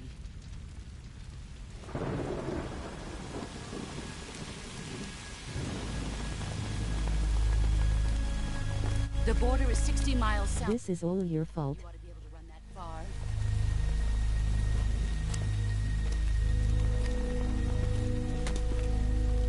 Why'd you defect? I didn't. You even got rain on the camera somehow. To my purpose. What about you, Jack? What's it going to be? Loyalty to your country or loyalty to me? Your country or your old mentor? The mission or your beliefs? Your duty to your unit or your personal feelings?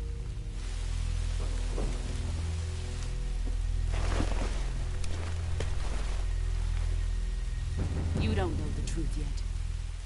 But sooner or later you'll have to choose. I don't expect you to forgive me.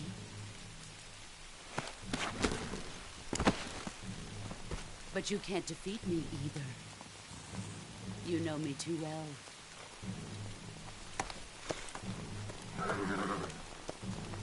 Just look at that bandana. If you can't put the past behind you, you won't survive long.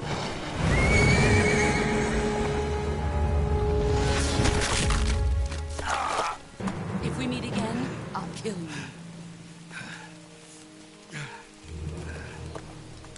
Now, go home.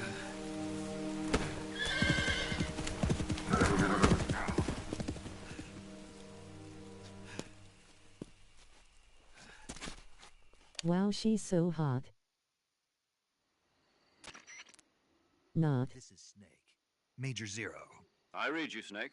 I was ambushed by the boss. You were what? The drone's been shot to hell. It's up in flames. That's not good. Enemy scouts are going to come looking for you. Yeah, I know. But what was the boss doing here in the first place?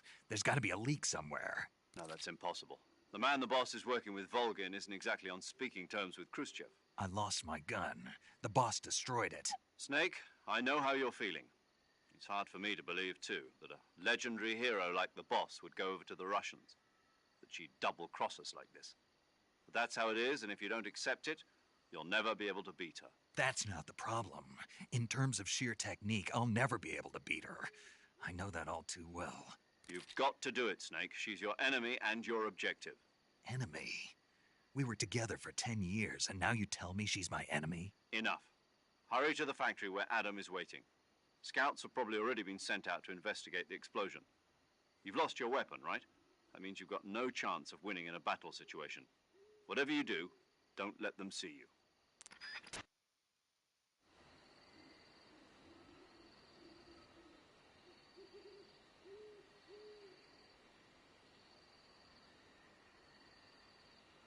Alrighty, hopefully the mic audio is better now. If you guys can let me know, that would be great.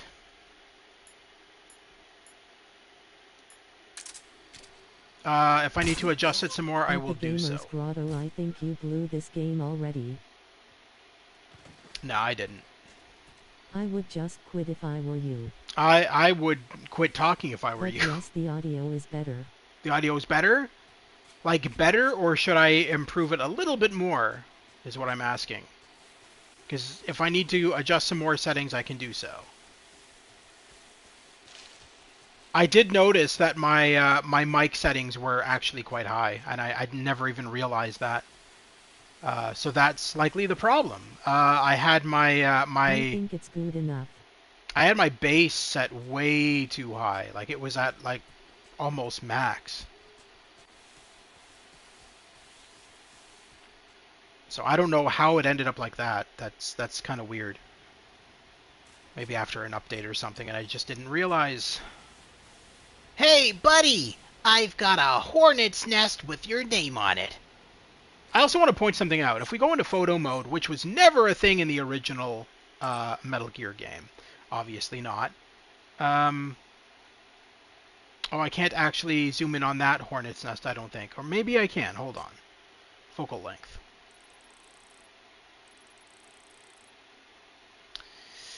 So, yeah, you can't really see it from this distance, but they actually rendered every hornet in the game. Or wasp, I should say. And it looks freaking amazing when you see them up close, how detailed they are. Anyway, play with the nest.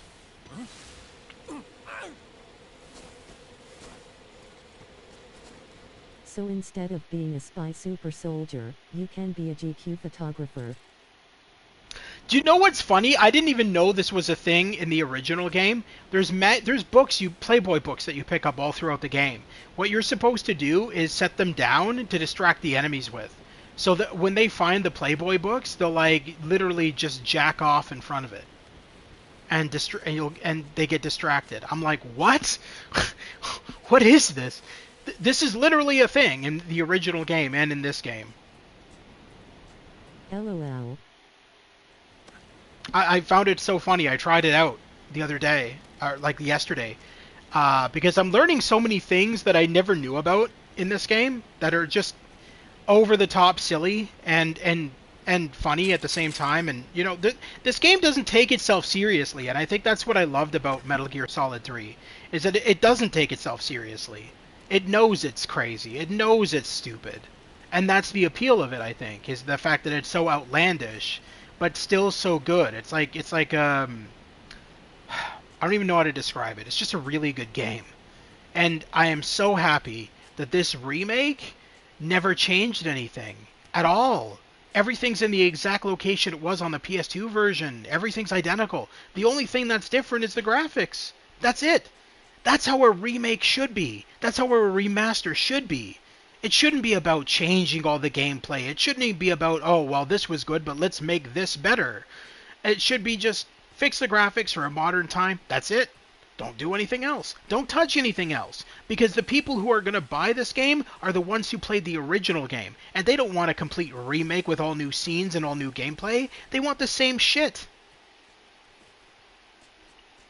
So yes, I do think this game is going to sell like crazy. And the reviews for it have been crazy so far. Now keep in mind that I have this game early access. So this game doesn't actually come out until tomorrow. But I think it was like 48-hour early access. Actually, I prefer when they change everything. Do you? Okay. I feel like you're... just kidding, I agree with you. Yeah. I was going to say, I feel like you're trolling right now. Alright. Take a look at this, Stu. I'm assuming you played the original Metal Gear Solids. There we go! A cardboard box to hide in. Just like Solid Snake used to do back in the day. Hide behind a cardboard box. Pretend I'm a FedEx delivery box.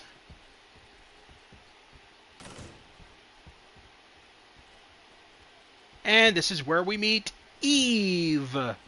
She is a lot more pretty in this version of the game than in the PS2.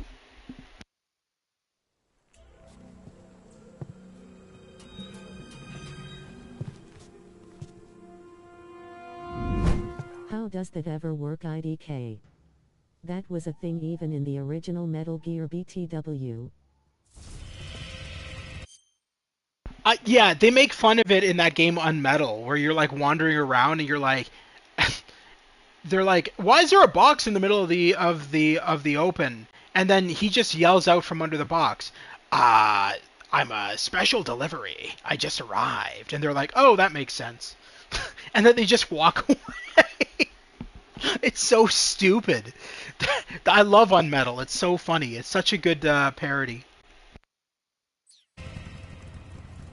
Sorry I'm late. Cut the engine. They'll hear us. Are you the agent they sent? Are you Adam? I thought you were supposed to be a man. Adam couldn't make it. All right, say the password. Who are the Patriots? Who are the Patriots? Answer me.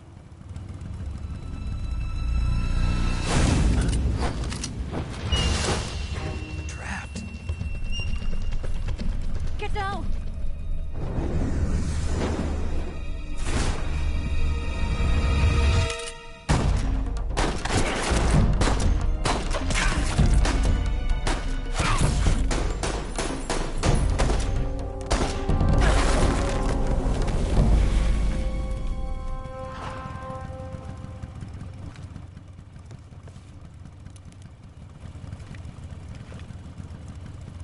There is your answer.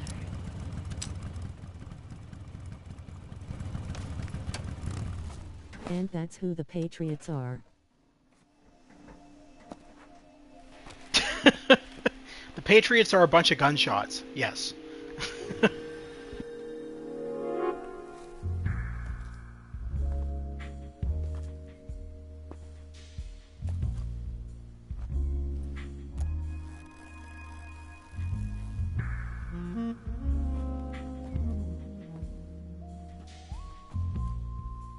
The name's Eva.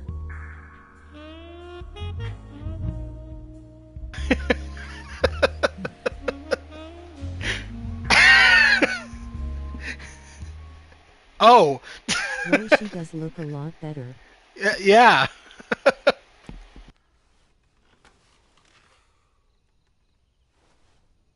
This wasn't part of the plan. What happened to Adam? What's your code name? It's Snake. Snake, huh?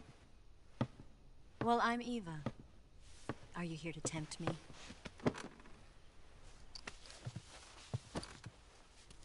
What happened to Adam? Colonel Volgan is a very suspicious man. He decided Adam wasn't the right person for this mission. And you were? Yes. Why? Because I can do things he can't. I heard you used to be a codebreaker for the NSA. I was. 4 years ago, I defected to the Soviet Union with Adam. Mauser military. The broom handle. Show me. Packs quite a punch. Nice to have when you're on a bike. You held it sideways and used the muzzle jump to create a horizontal sweep. Snake. What? Bet you've never seen that technique in the West. It's imitation, isn't it? He's Yeah. getting more turned on by the It's a gun that Chinese she Type has than he 17 is with her. It's so funny. Around here. Even It's like, that's oh my not god, you've got a Mauser. That's so much better than your tits. The one I've got for you is American made.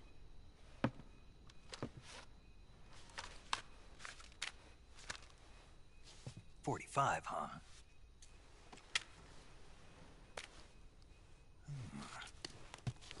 Incredible. Do you like it?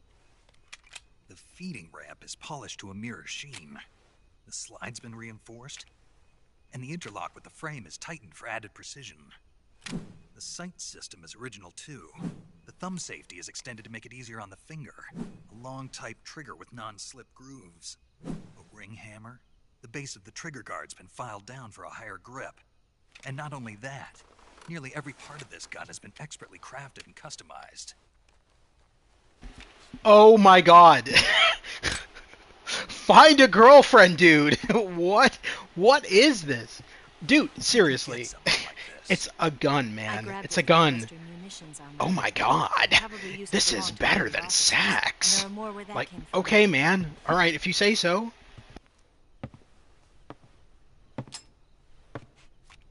You had this with you, didn't you? Better take this too. What's that?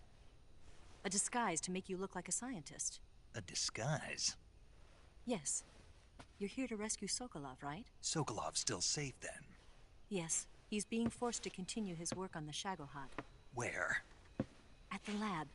They've got a whole army of scientists there developing new weapons. I would be like, is there any specific reason why you zipped down your tunic? Okay, so from my understanding, I don't remember if we got to that part in the PS the PS4 remaster or whatever. She has the hots for him, and he's too stupid to realize. First, you'll need to head north through the jungle. But that's my understanding of it is she's trying to flirt with him, and he's just an idiot. He's more interested in flirting with a gun. Descend into that area and you'll reach a cave. Move through the cave and you will arrive at a mangrove swamp. After the swamp, there'll be a warehouse.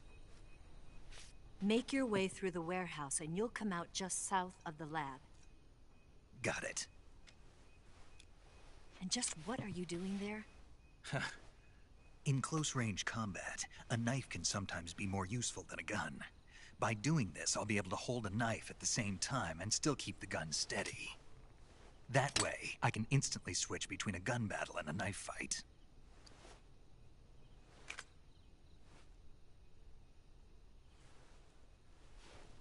Right, let's get going. Yeah, she doesn't care. She's like looking at him like, uh-huh. Alright. Go you! You'll never make it in your condition. It's a jungle out there. There's still an hour before dawn. It's dangerous to be out in the jungle at night without a guide. What about you? I have to get back. I can't be gone for too long. They'll start to suspect something.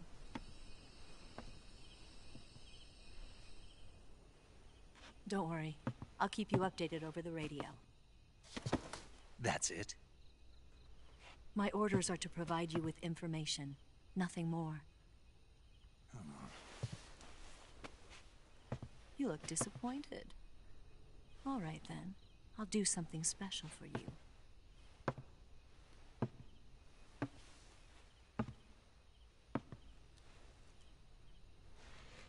I'll stand watch until dawn. Now be a good boy and lie down.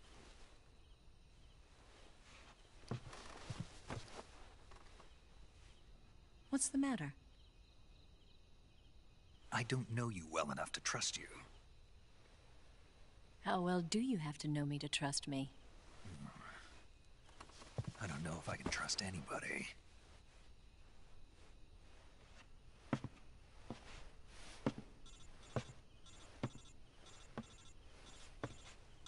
Gonna get that?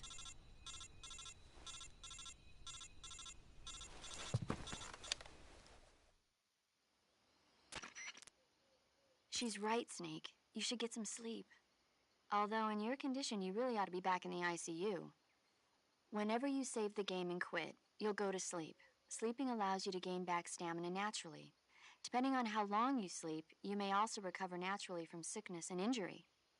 Oh, so that's how sleep works. I'm glad the game had to tell me this because I would have not known otherwise. Yeah. Okay. Sleep allows you to rest? What? All along I had it wrong? Like, okay, game. We get it. We get it. And now I realize that this is the original dialogue from the PS2 version of the game, but a lot of it is kind of strange. And just kind of like, well, it sounds like they're in your saying face the longer obvious. You keep the game off, the more health you get back. The less time you play the game. Yeah. Don't play our game. You'll gain back health.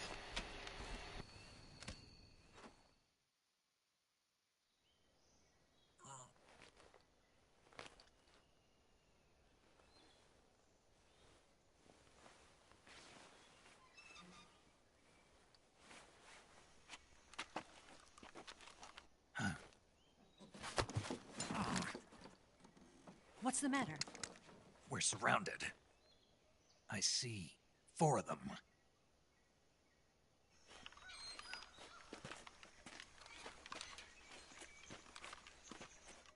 We've got company. It's the Ocelot unit. Why did the cut away?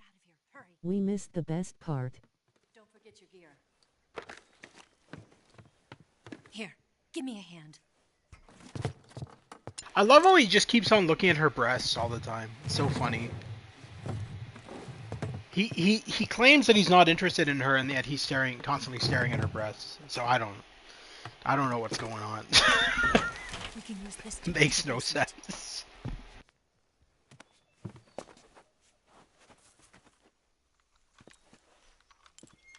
Damn it, Ocelot. I'll get past them on my bike. I'll call you later. Okay, I'll keep them busy. Huh?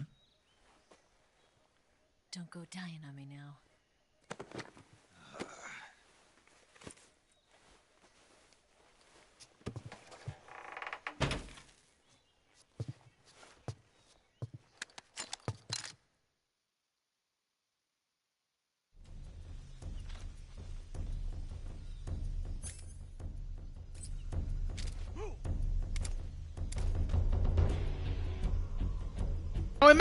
Now I mentioned this earlier, but you can actually play this entire game now in first person, which is really cool. A really cool new feature to the game, being able to just play the whole game in first person.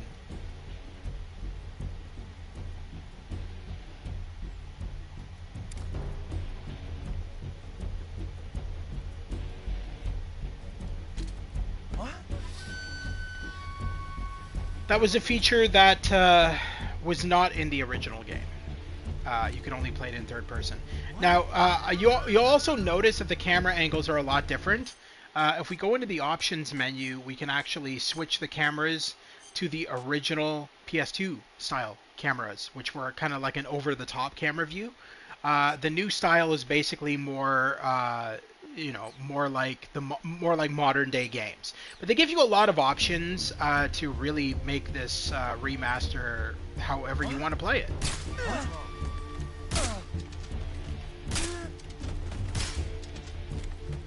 Get up! Where did that come from? You guys are geniuses. 3 enemies left. Well, where are they?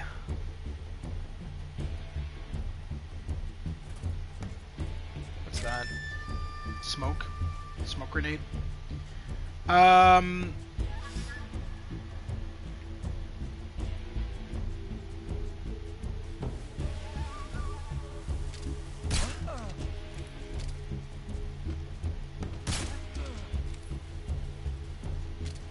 should also be a sniper somewhere.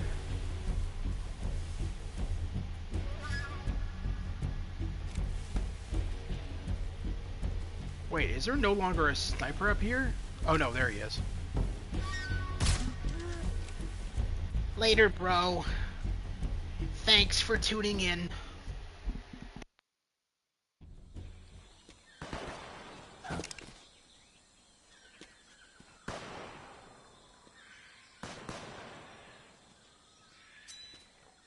I've been waiting for this moment.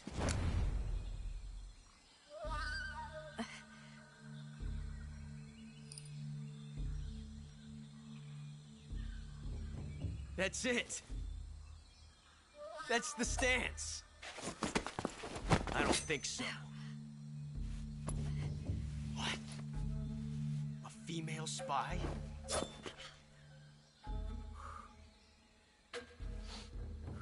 This bitch is wearing perfume.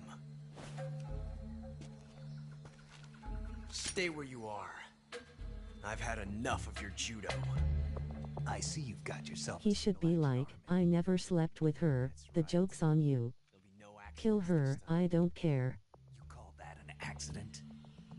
Well, it wouldn't have happened. Well, that wouldn't work very well, considering they both work for the same side. I'm pretty sure the boss would have problems if Snake was like, yeah, no. Yeah, no, kill her. I'm only interested in the gun she gave me. Collector's item. And you're forgetting one more very basic thing. You don't have what it takes to kill me.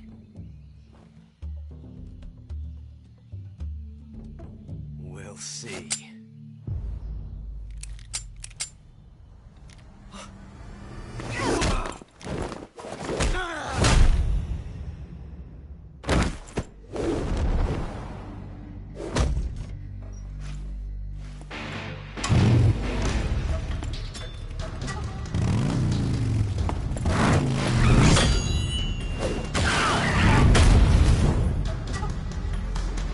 Because that is how physics work, ladies and gentlemen. That is how a bike works. You can use a bike to uppercut people. Who knew? 6 shots. That thing only carries 6 shots. The Makarov carries 8. You have to get a feel for how many you have left.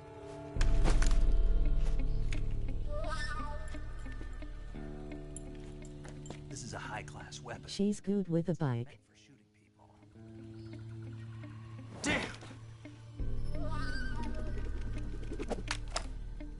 So I gotta ask you, Stu, what do you think of the visuals so far? What do you think of the remake compared to... You saw us play the original a couple of days ago. What do you think of the new version? Are you liking it so far? Why? He's still young. You'll regret stopping me. Looks much better. Damn it! I've got to get back before he does.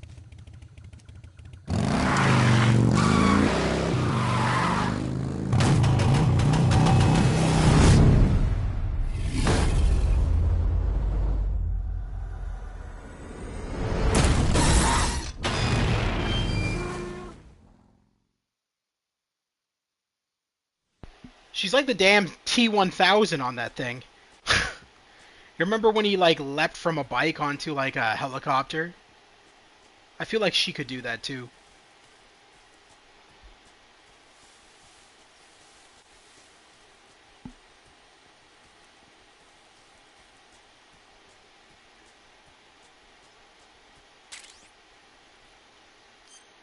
Alright, since camouflage doesn't even matter, and the outfit that Snake is mostly known for is this one, we'll just play the rest of the game like this. As you can see, compared to the original Metal Gear Solid 3, they really buffed him up a lot. He's more like a Rambo now in the remake. Because in the original game, he was... I don't know, I guess he was built, but not to this degree.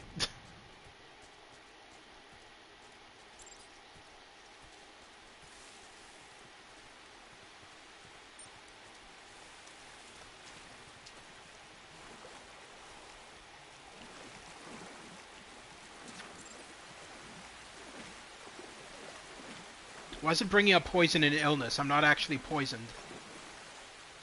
Oh, never mind. I just got poisoned.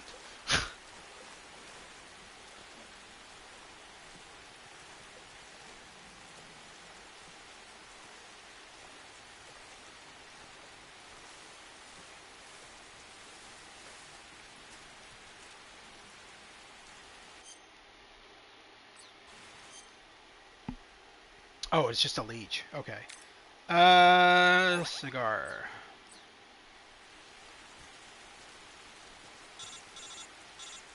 Are you gonna tell me about the trap? Because I already see it. Snake, are you there? Eva, Did you miss me? did you make it without any trouble? No one saw me. So you're back with Vulcan. In a matter of speaking. What about the boss? Yeah, she's here too. Better be careful. Thanks, I will.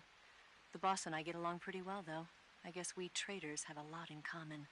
Why would anyone want to defect? Betraying your country like that, I just don't get it. Are you talking about the boss? Why do you do it? Weren't you born and raised in America? Yes, in a small rural town. I never even knew there were other countries, other cultures, other ways of thinking, until I went to work for the NSA. And one day, I'd found I'd lost faith in the things I'd been taking for granted. What did you see? What was it that made you want to change sides? You wouldn't believe me if I told you. Try me. I saw the universe. The universe? Not the actual universe. The universe as the intelligence community sees it. I realized that the gravity in this universe was holding me back. That's all. People and countries are both changed by their environment and by the times. That sounds like what the boss was saying. There's a world of difference between this country and America. But it's only a difference of position, a difference of perspective. Coming here made me realize something. Half of what I'd been told was a complete and utter lie. The other half was a conveniently constructed lie. Where's the truth then? It's hidden in the lies. Are you lying too? Who knows? I've been trained to make even the most severe falsehood sound like the honest truth. Weren't you? No. I believe because I have to, even if it is a lie. That's part of my mission. I'll have to remember that. If you need me, give me a call on the radio. My frequency is 142.52. See ya.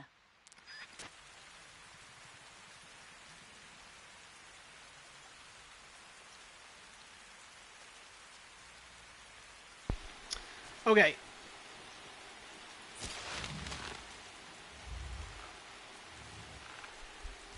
Yeah, that was an effective trap. I guess if I was standing over there, that would have been more effective, but, you know. I was off to the side, so that kind of helped to my advantage.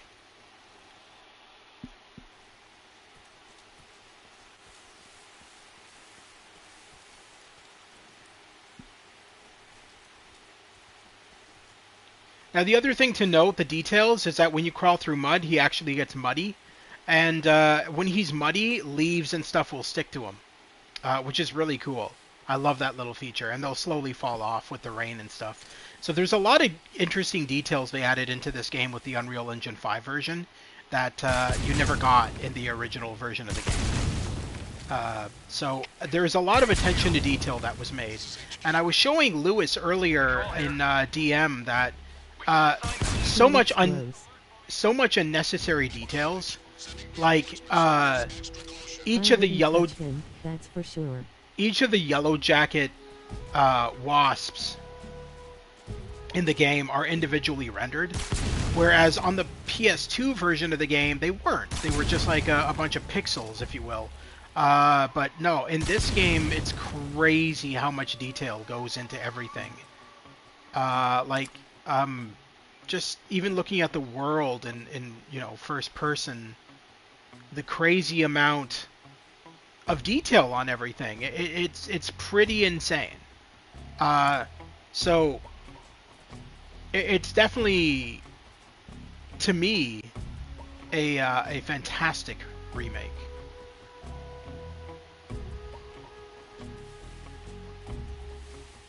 Now I'm curious, is there a...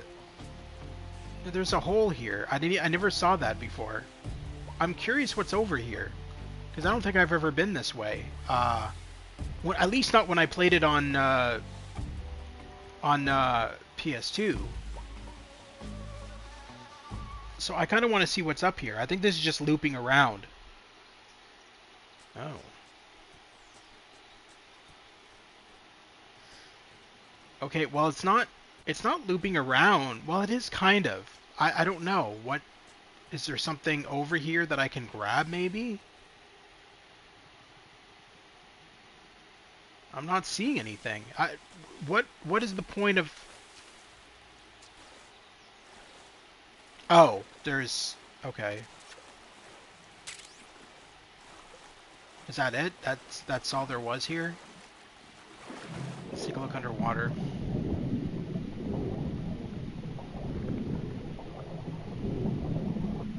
Yeah. Okay, so realistically, no real reason to be down there. I'm guessing I got leeches on me? Yep.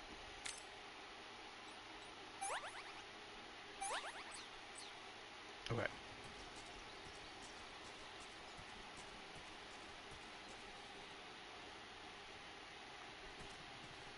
Hold on, that tree's climbable.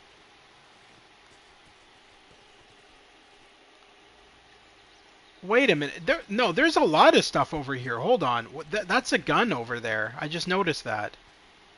So yeah, there is stuff over here. Can I walk on this?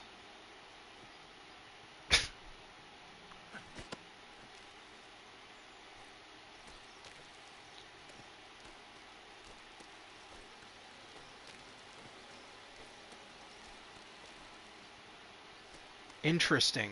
There is. I'm glad I checked this out. Damn, I didn't even know about this on the PS2. Oh, you fucking idiot! You were supposed to. Did you? Oh, okay. I thought the crocodile was killed. Apparently not. I'm gonna just get the fuck away from him.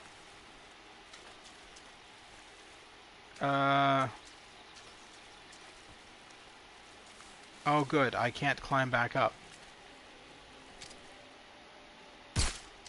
Go sleep.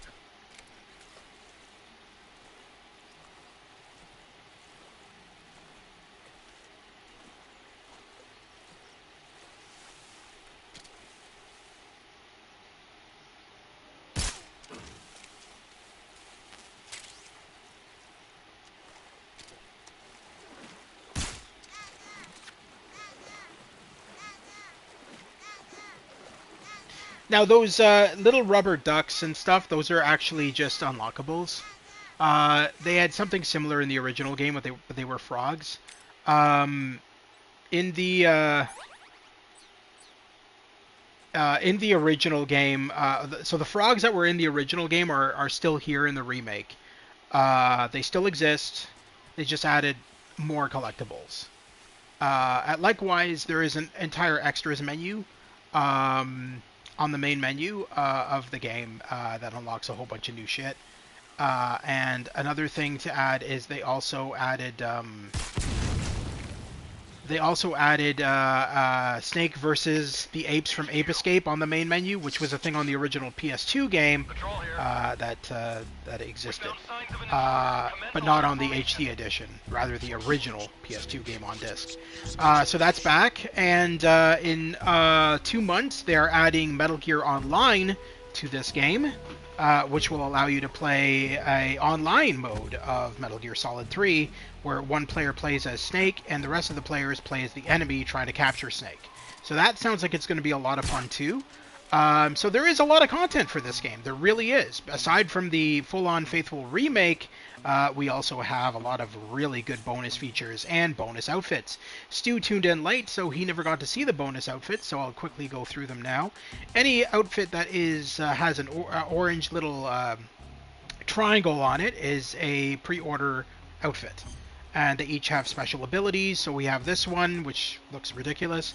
We have this one, which is a crocodile suit, which on top of helping with food and stuff like that, it also, when you add the head to it, it also allows you to hang out with the crocodiles without being attacked, which is interesting. A bonus outfit? No, bonus, not bone us. White tuxedo, which is a reference to James Bond from Russia with Love specifically. The battle dress, which is like metal armor. Sneaking suit, which kind of reminds me of like Splinter Cell. And the mummy outfit, which is just like a camouflage. And then we have, you know, these outfits, which give him like Rambo style whatnot. But yeah, so basically that's it. It's kind of cool. Like I said, I tried out the... Okay, dumbass. Like I said, I tried out the crocodile outfit, and actually went into water with a crocodile right beside me. And I have screenshots of me in the water with a crocodile, and they don't even attack you. They just kind of like chill with you. It's kind of funny. So yeah, that exists.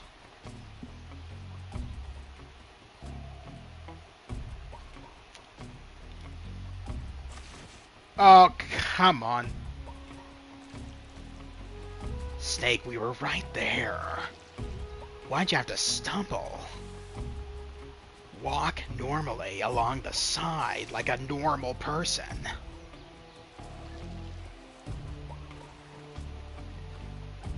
I love how you sink in the mud and everything too. Like there's so much crazy detail, and then your feet are all covered in mud. The grass is falling off. There's so much unnecessary detail in this remake that didn't really need to be there. If I'm being honest with you, they didn't need to add this much detail at all. They just chose to, which I gotta really respect. And I don't like how so many people are wanting to boycott this game because Hideo Kojima isn't involved.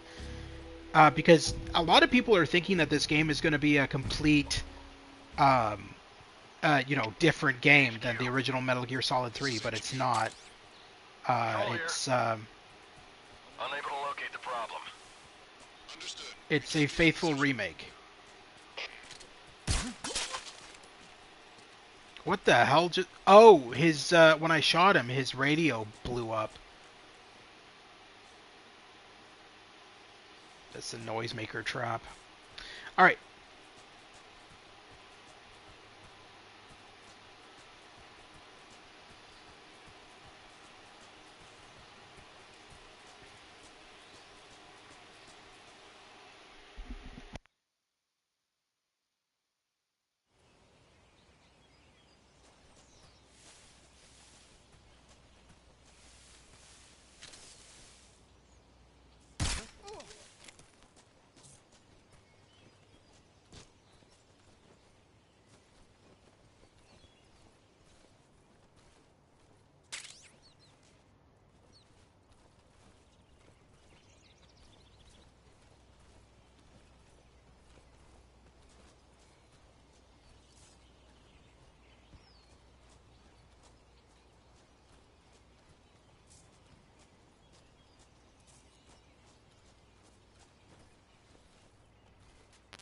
You just crawled on a rat.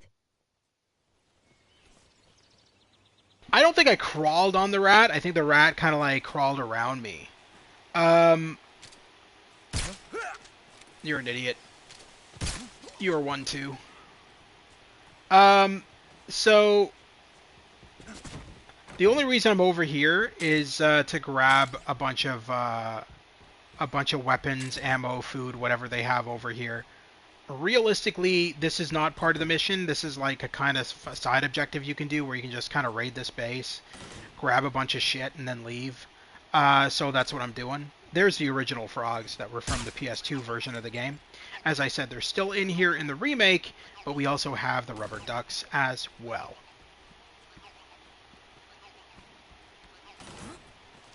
Who's that? Ow! Hey, nobody told you to do that. Please stop. I bleed easily. You're not very nice. Oh my god! Now you're shooting too? Oh no.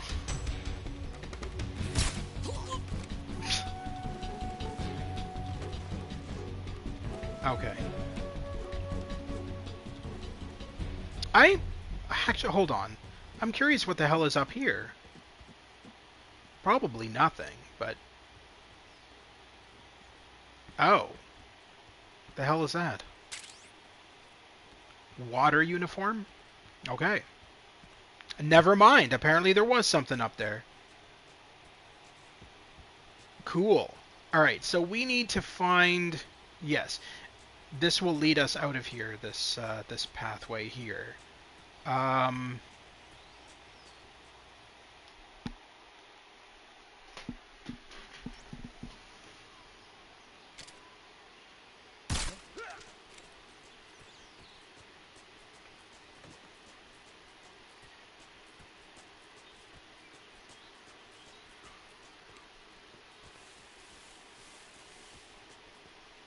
They don't even try to hide these traps, dude. It's just like right out in the open. It's like, oh yeah, this is definitely not a trap.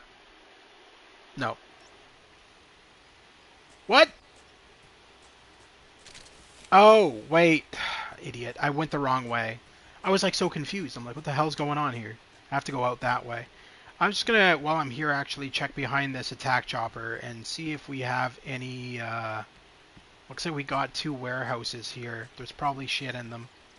So it's kind of good I came back. Can raid these things. Oh yeah.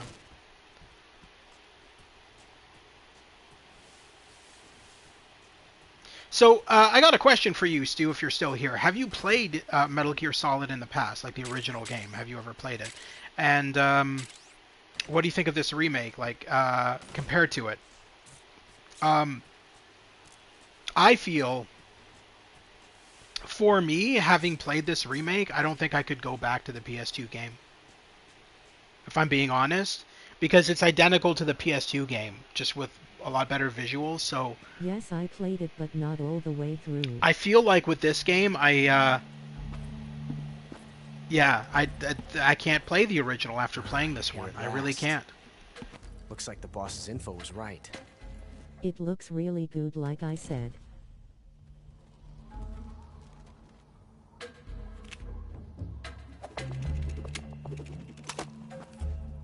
Twice now you've made me taste bitter defeat.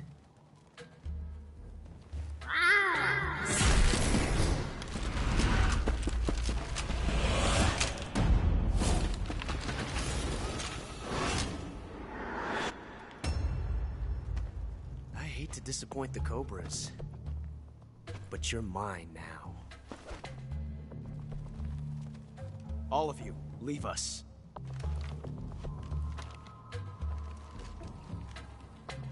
It's just you and me. No one. So I think after I beat Ocelot in this boss fight, I'm going to end the stream for tonight. Because we are over 2 hours. And this is a good spot to end it after this boss fight. And then we'll continue it off tomorrow or sometime within the next couple of days. Also, I have some screenshots for you of the Gears of War remaster, Stu, that I'll send to you in a DM afterwards. Why?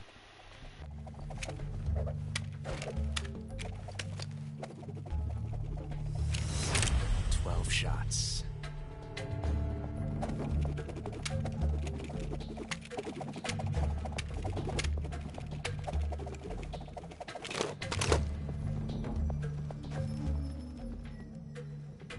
This time I've got 12 shots.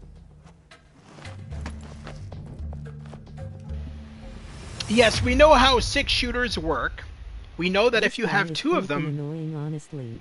He is. Well, I think all the bosses are, to be honest. And I think that's the point. They're supposed to be like very anime-style bosses.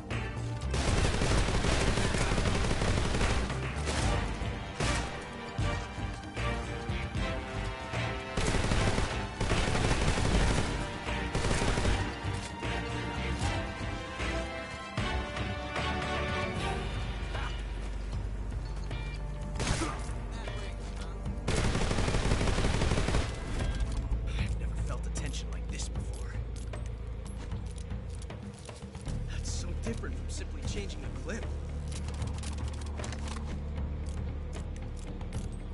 See, I don't understand this part. Even in the original, dude, this was a perfect opportunity for Snake to attack him while he's just sitting there like a fool reloading his gun. But Snake just stands there and watches him. Why is he freaking dancing? And why can't you shoot him now? Exactly.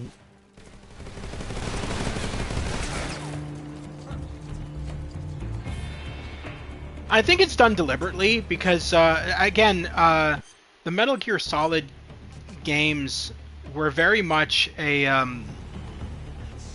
heavily influenced by American movies and anime, or at least this one was anyway. That's why all the characters are so outlandish and crazy, and I think that's a part of the appeal for me. Is that I don't know. There's something just special about this game. I don't know what it is, but there's something about this game that really appeals to me. It is definitely my favorite out of all the Metal Gear games. Now, I just want to point out, and I mentioned this earlier, that David Hayter has said that... so this is kind of an interesting thing he mentioned, is that... so Metal Gear Solid 3 Remake is technically the third game in the series, but it's actually the first game, chronologically, because it takes place before all the other Metal Gear games. And so my understanding from what he said is that he's coming back for all the Metal Gear games. He's been recast by Hollywood. So their plan is to start with Metal Gear Solid 3, remake it, which they did, and they're going to go now to Metal Gear Solid 1, the original NES game, and remake it in Unreal Engine 5, and bringing him on as a voice actor for it. Their plan, from the sounds of it, is to remake every single Metal Gear Solid game in Unreal Engine 5, which I think is amazing. I'm really looking forward to that. So that's the next thing that's happening. Metal Gear Solid 1 is PS1. Was it PS1? I swear it was on the Nintendo as well. I swear there was a Nintendo Metal Gear Solid.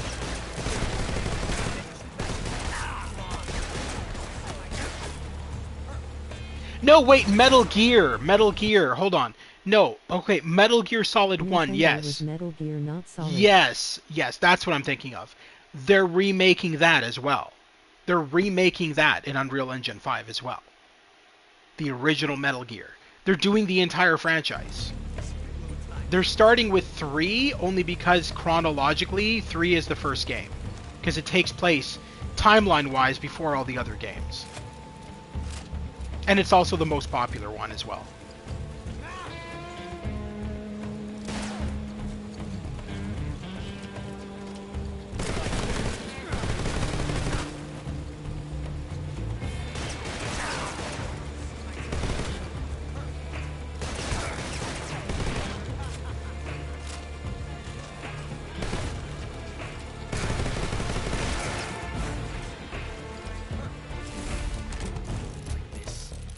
He's almost dead.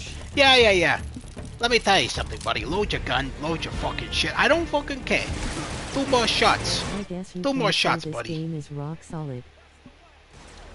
Ha! Oh, I see what you did there.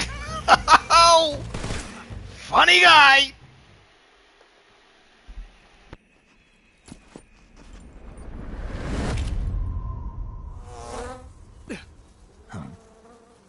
Damn it. He found us.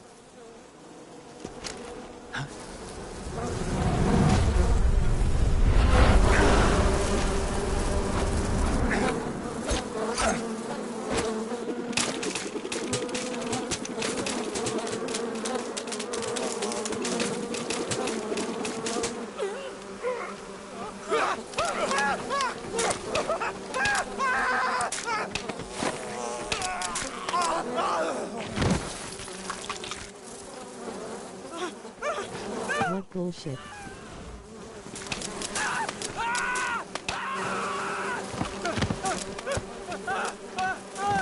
There's no way his guns can do that.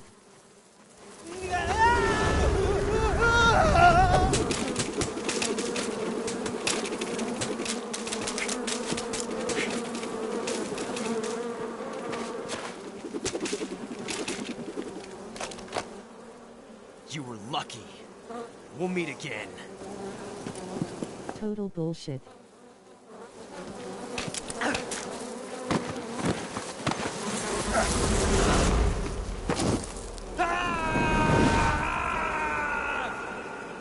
Yeah, okay, that's so ridiculous. He's so badass he can kill multiple bugs with his pistols. No, it is. It is over the top, but that, I mean, that's the point. It's like a very anime style, and that's the whole point. Obviously, the game is not to be taken seriously, and if you guys are taking it seriously, Agreed. that's So stupid. silly. Don't take it seriously. Just have fun with it. Enjoy it for what it is. It's still an amazing game. Anyway, yes, we need to find the torch to light our way. I'm going to unequip this right now and go back to my...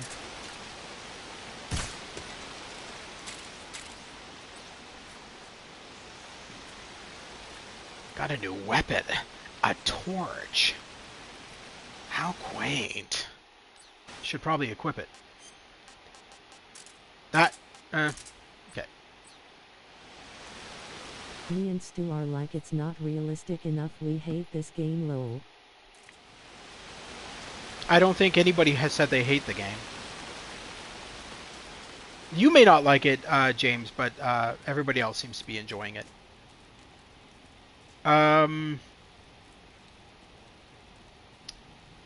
Okay. We I don't hate it, I just hate that guy. Ocelot? Well, I mean, that's the point. He's supposed to be a douchebag. That's why nobody likes him. Are you dead or alive?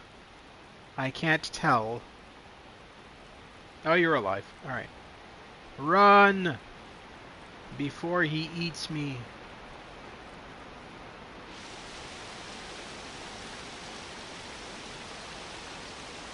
Oh, I don't hate it, I think the game is amazing, I just don't like certain characters is all. But that's the point. I'm pretty sure that's why they made certain... That's why they wrote certain characters like that, because they wanted you to hate them. I'm pretty sure most games there's a thought process behind why they make characters a douchebag. It's usually because they want the player to hate them. Oh, speaking of which, I saw recently screenshots for the remake by Night Dive Studios of the upcoming Outlaws game, and I gotta say, damn, man, that's all I gotta say. Damn, they did a great job. True, it's like in Star Wars with Jar Jar, no one likes him. I don't know what you're talking about. Everybody loves... No, I sound like Borat. Never mind. I sound like Borat there. Borat Jar Jar. Could you imagine Jar Jar mixed with Borat? Oh my god. Kill us now. Be absolutely terrifying. So, I'm just going to get through the cave here. Snake, get the fuck up. I'm going to get through the cave here, grab a bunch of this shit. Even like Jar Jar, and that's what he was created for, the kids, lol. So not my understanding of it. My understanding of it was that George Lucas's kids wanted him to make that character and put him in the game in the movies. That's my understanding of it. But anyway, either way, yes, nobody liked Jar Jar. It was like the discount character from Sesame Street brought on to Star Wars. It was, yeah, no. Pretty sure we don't have Jar Jar fan clubs, and if we do, God help the world.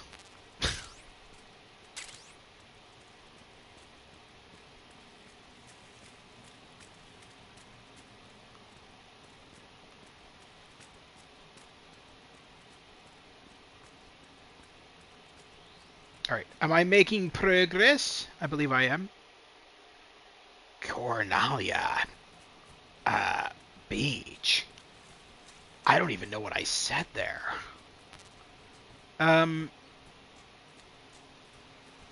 Wait! The compass is telling me I'm going the wrong way.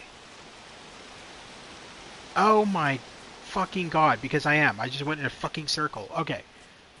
Son of a bitch. Alright, let's go back. God, this stream is going to be fucking long, man. We're already almost 3 hours. So I'm going to,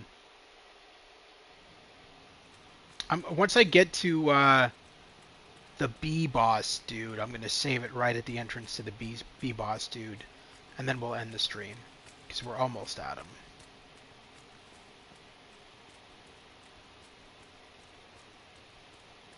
Okay, there he is. So, we'll end it right here. Save. Ground control to Major Tom. No. Anyway. Saving the game, Snake? No, I just clicked on it because I love to hear your sexy voice. Hoy vey. Alright. Hey, Snake, you ever heard of Godzilla King of Monsters? No, what is it? It's a movie. You haven't seen it? Nope. It's about this monster called Godzilla, who grows to an enormous size in a nuclear test and goes on a rampage in Tokyo. Nuclear test, huh? Then the Marshall Islands must be crawling with giant monsters right about now. It's just make-believe. Maybe that's why my pants have been so tight lately. Snake What? is a movie, not a What? I don't understand. Godzilla is immune to all weapons, and humanity has no way to stop the monster. Dr. Shirazawa develops a new type of weapon, but meanwhile Godzilla is getting closer and closer to Tokyo, obliterating everything in his path. It was originally a Japanese movie, but they made an American version too. I recommend seeing the original Japanese one if you ever get the chance. It's mostly mindless fun, but it's also got a serious anti-nuke message as well. Where can I see the original? You'll just have to go to Japan. Really? That's too bad. If you wait 40 years, you might be able to see it in America too. It might even win awards all across the globe in 60 years. Why's that? 2024 will be Godzilla's 70th birthday. You think they're still going to be making Godzilla movies then? Of course. Everybody loves Godzilla. You sure know a lot about movies. I don't suppose you're the movie-watching type, are you? Not really. Okay, then I'll tell you everything I know. When the going gets tough, movies can save your life. It's always good to be able to look at things from a different perspective when you get in a jam. That's the magic of movies. No kidding. Well, I guess it might at least make a nice distraction. That's the spirit, Snake. Have a little fun. So, as I stated earlier, these were all re-recorded. So, the main audio of the game was not. That is definitely re-recorded. Because on the original PS2 game, she doesn't say 2024, she says 2004. And she says a different year for Godzilla. She says 2004 is his 20th anniversary or something like that. And on this version, I noticed she said 2024.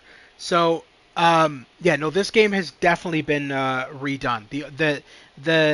I'm obviously been redone, but I mean the voice work in the main cutscenes that are not on the radio, that's all original to the PS2 version. But and I remember David Hayter saying this actually, that all of the audio when they're on mics talking with everybody, that's all been re-recorded.